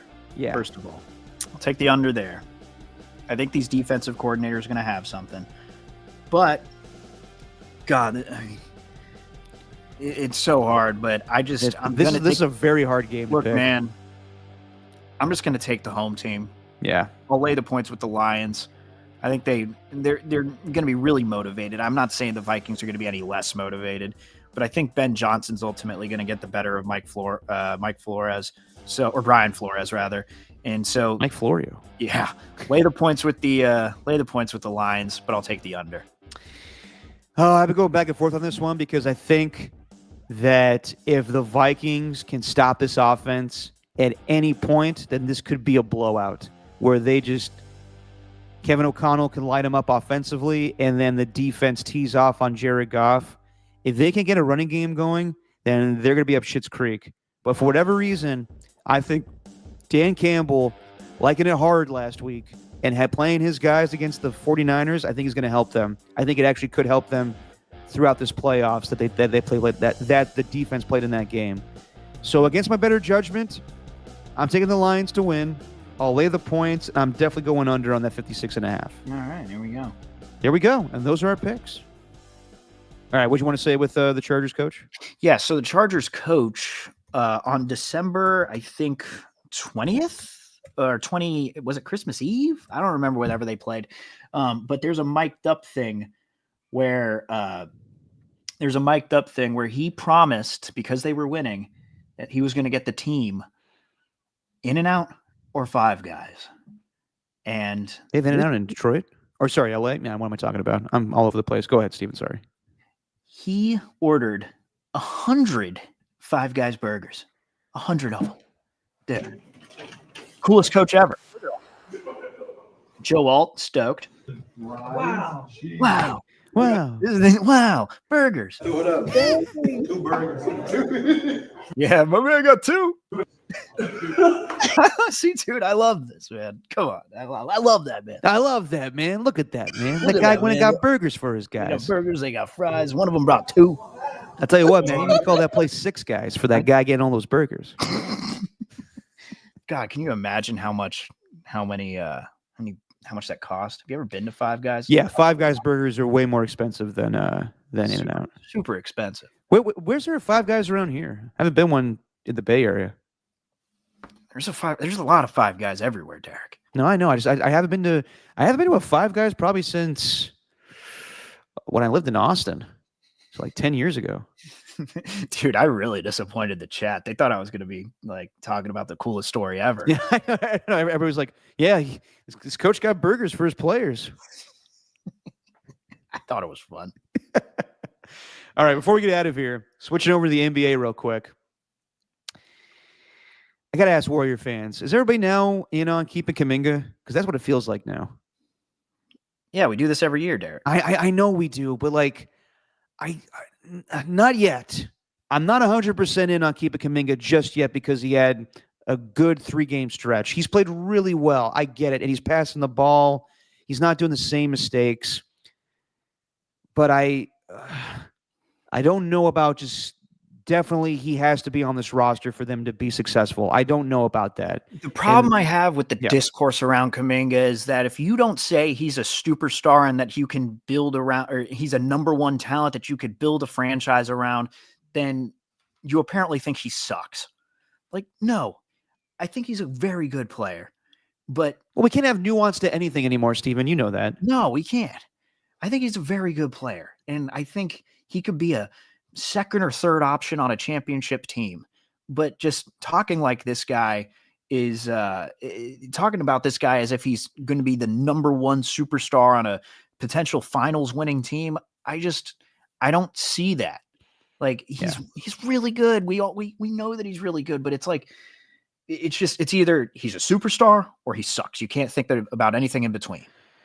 Yeah, I hate that argument because that's what Warriors Twitter has you believe that this guy's the next up-and-coming guy, next superstar, as you said. And I'm like, I just don't see it. I think that he's a nice piece, and he shouldn't be a superstar on this team anyway. Like there is such thing as a fit on a team, and I think that there are times where Steph Curry goes back to his former self. It looks amazing where he has he's 8 for 8 in a game from 3-point range. Incredible. There's times where he needs help. He has a great layup shot before the half in the Phoenix Suns game. It doesn't do much else after that. And then Jonathan Kuminga goes for 34 points. The irony of the whole thing with that game against the Suns is Jonathan Kuminga talks to Kevin Durant. And I think the only guy that's ever been able to be outside of the Warriors offense and play more ISO and do his own thing was Kevin Durant. And you're not going to get rid of a Kevin Durant on a Warriors. He, won 2 championships for you. Should have won 3. And then left in free agency. But Jonathan Kuminga is not that type of player where he can just take the game over and Steph needs to take a backseat to him. So I don't know yet. I just can't ignore Steph Curry before the game against the lowly 76ers, with him saying this team is mid. Like, that's a call to Mike Dunleavy saying we need to make a trade. We need to do something else here. And Dennis Schroeder, he played well against the 76ers, but before that, he has not looked good at all. I think his max was 12 points in a game. So to me, yeah, you look at what options are out there. I wouldn't just. Kuminga could help you, and I think it's out of necessity at this point. You don't have a lot of scorers on this offense, and Kuminga's helping you. But is he the right guy for this team? No, I'd say no. So I saw the Jimmy Butler thing. I mean, this is the most honest I've seen someone be in a press conference since James Harden put on the fat suit and tried to get out of Houston.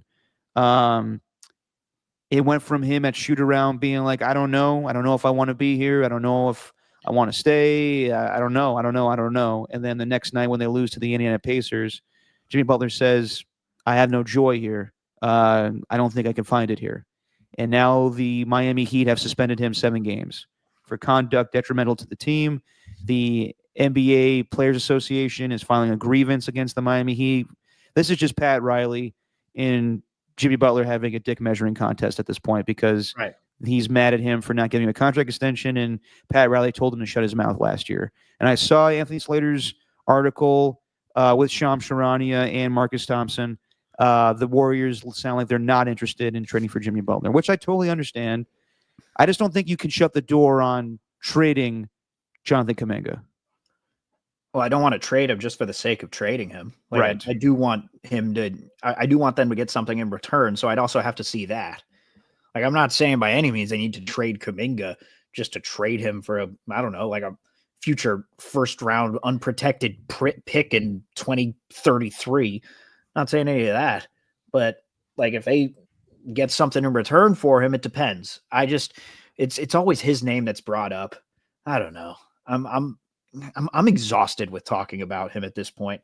And I think he's exhausted with people talking about him too, even though he's kind of created the conversation so much. Kuminga? Yeah. Like it's just so exhausting because you go back and forth and it's just a never ending argument. And the reality is he's probably going to stick with the Warriors for a long time. They're probably going to give him a contract. And You think so?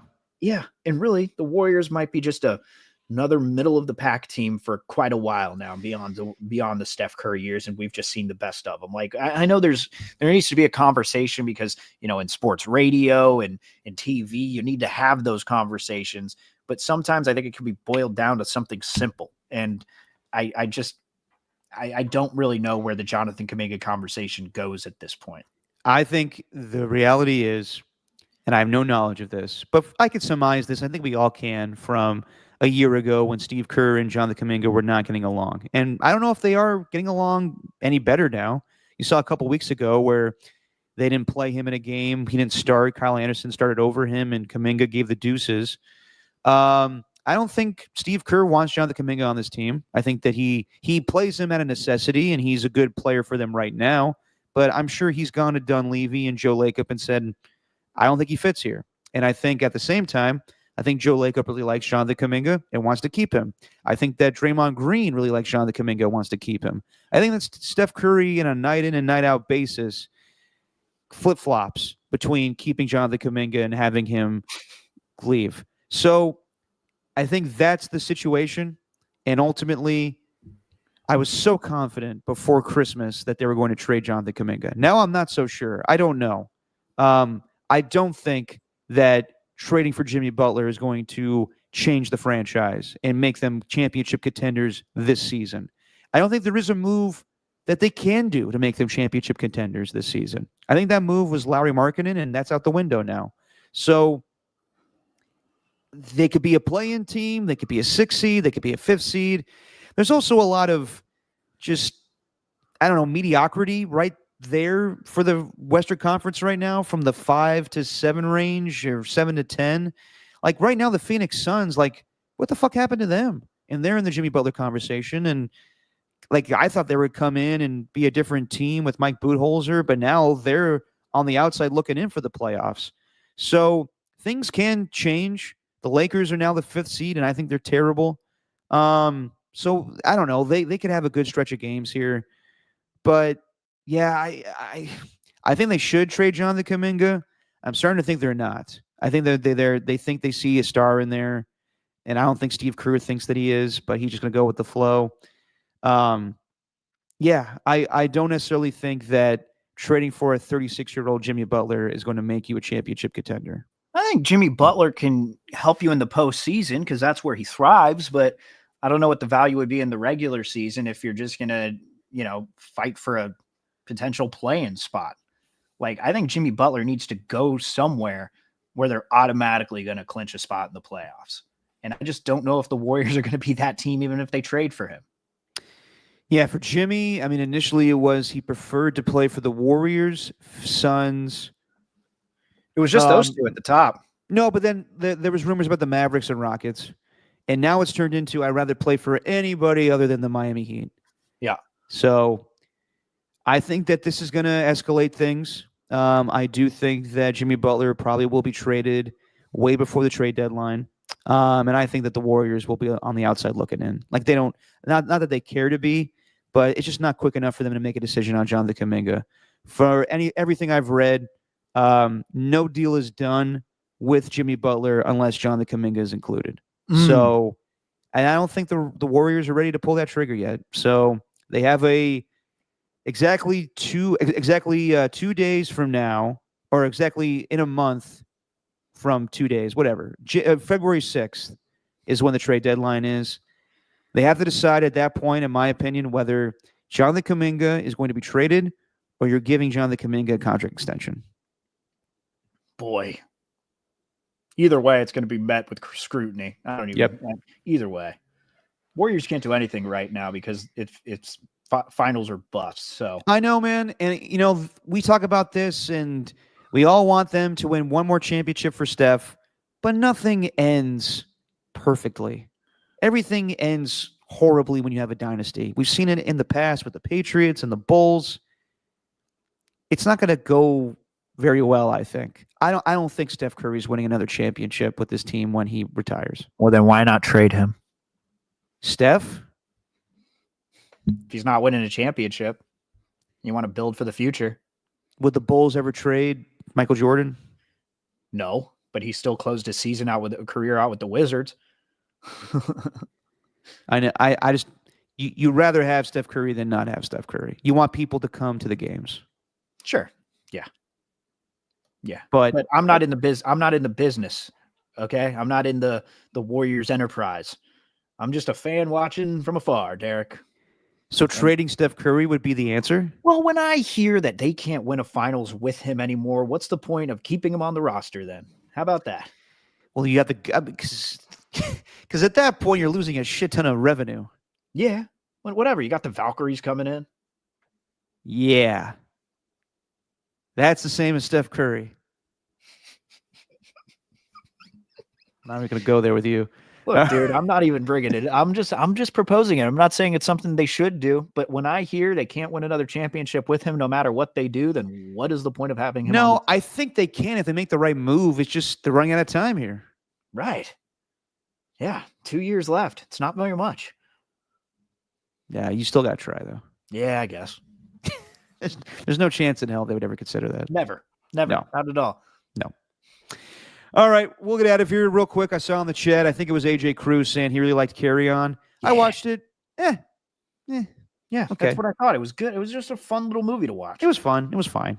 It's a perfect Netflix movie. If I saw that movie in theaters, I'd be like, that was a waste of money. Yeah, but you're also really harsh when it comes to films. So I am. Yes, I am. most of them are to you. So that's like if you're giving that like a Derek Tomatoes, like a rotten Derek Tomatoes, 50%. That'd be like a 70%, I'd say, if you give it a movie a Really? Yeah, because means it's all right. Yeah. I do want to see the Bob Dylan movie. I kind of want to see Nosferatu because I hear it's kind of based on Bill Belichick's love life now. Oh boy. Spoiler alert. And not really. What, does Nosferatu get caught having a one-night stand in some back alley house in Southie and then gets caught on a Ring camera? Basically, Nosferatu is just a creepy old creature that gets with a younger woman. So there you go. I'm looking forward to seeing that one. Obviously, Better Man's coming out in 12 days. So is that coming here? Yeah, it should be, right? it is, yes. So it just came out of the UK in select cities. It's getting the buzz, Derek. No, it is. It is. I just wonder what the American audience will think of it. But I do want to They're check that out. probably going to hate it, but they're all going to learn. I'm loving angels instead. Oh, Yeah, dude. What was that? The darts competition where a bunch of grown men are singing that song? brother. What do you mean? What is with you in this gender has to appreciate certain music? What is this? The 90s? Angels is a very well made song. I just think it's it's kind of cheesy for a bunch of grown men to be like when a bunch of women are singing along with him as concerts. I totally get it, but like I don't know. And through it, She offers me protection. Oh, and down the waterfall. See, this is a problem with Americans. All right, we're obsessed with like all this hip hop and this rap. We can't appreciate a great anthem anymore. No one can. That's an anthem. We all have to think that this is just appropriate for teenagers or a specific generation beta or generation X or whatever Gen Z. No, it's for everybody. And All right. also, it was from the darts championship. This is on my bucket list, dude. Watch Game this. on. 17-year-old Luke the Nuke Littler. That's 17. Option. And a great first dart, and he's following it. Ooh. Oh shit. Wait, hold on. That guy's 17 years old. He is a 17-year-old phenom, dude. Yes. That looks Yeah. like a 35-year-old man. Yeah, he does. Well, Van Gerwen may be undone by his favorite finish. And please tell me that bald guy's 16. Imagine to win the world championship. That guy's 17. Another in there. Double 16!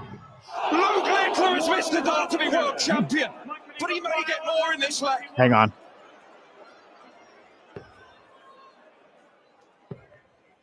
Needed the treble. 63. One. Look at that atmosphere, To dude. realize his dream, to achieve his destiny, Palpable. to be world champ. Ooh. Ooh. Oh, he got it. It's been passed. This Damn, they go fast. special talent beats the great Michael Van Gerwen. The nuke. Luke the Nuke Littler. Wow. Man, that's peak athleticism, and you don't even know it. Brits age like milk, AJ. What are you talking about? Yeah, I mean, he looks like a very old 17-year-old. The guy just sits in a pub and plays darts. That's what he did. Yeah, I know, but 17, he looks like Nick Swartzen or whatever that guy's name is, the Luke comedian. the Nuke Littler. Yeah.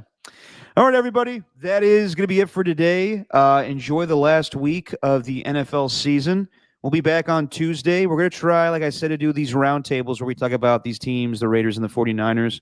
So we'll let you know when we do that, and we'll talk about the fallout from Week 18, what the seeding is going to be, what the first round of the playoffs looks like, and which coaches got fired. So we'll see you guys on Tuesday. Thanks, everybody in the chat today. Ernie1, Ernie2, AJ Cruz, Skills Report. Tacky, I saw a little bit of time. And that might have been it from what I gathered today. I think that is. All right, everybody. We'll see you on Tuesday. Steven, say what you always say. Brits age like milk. That opinion sucks, man.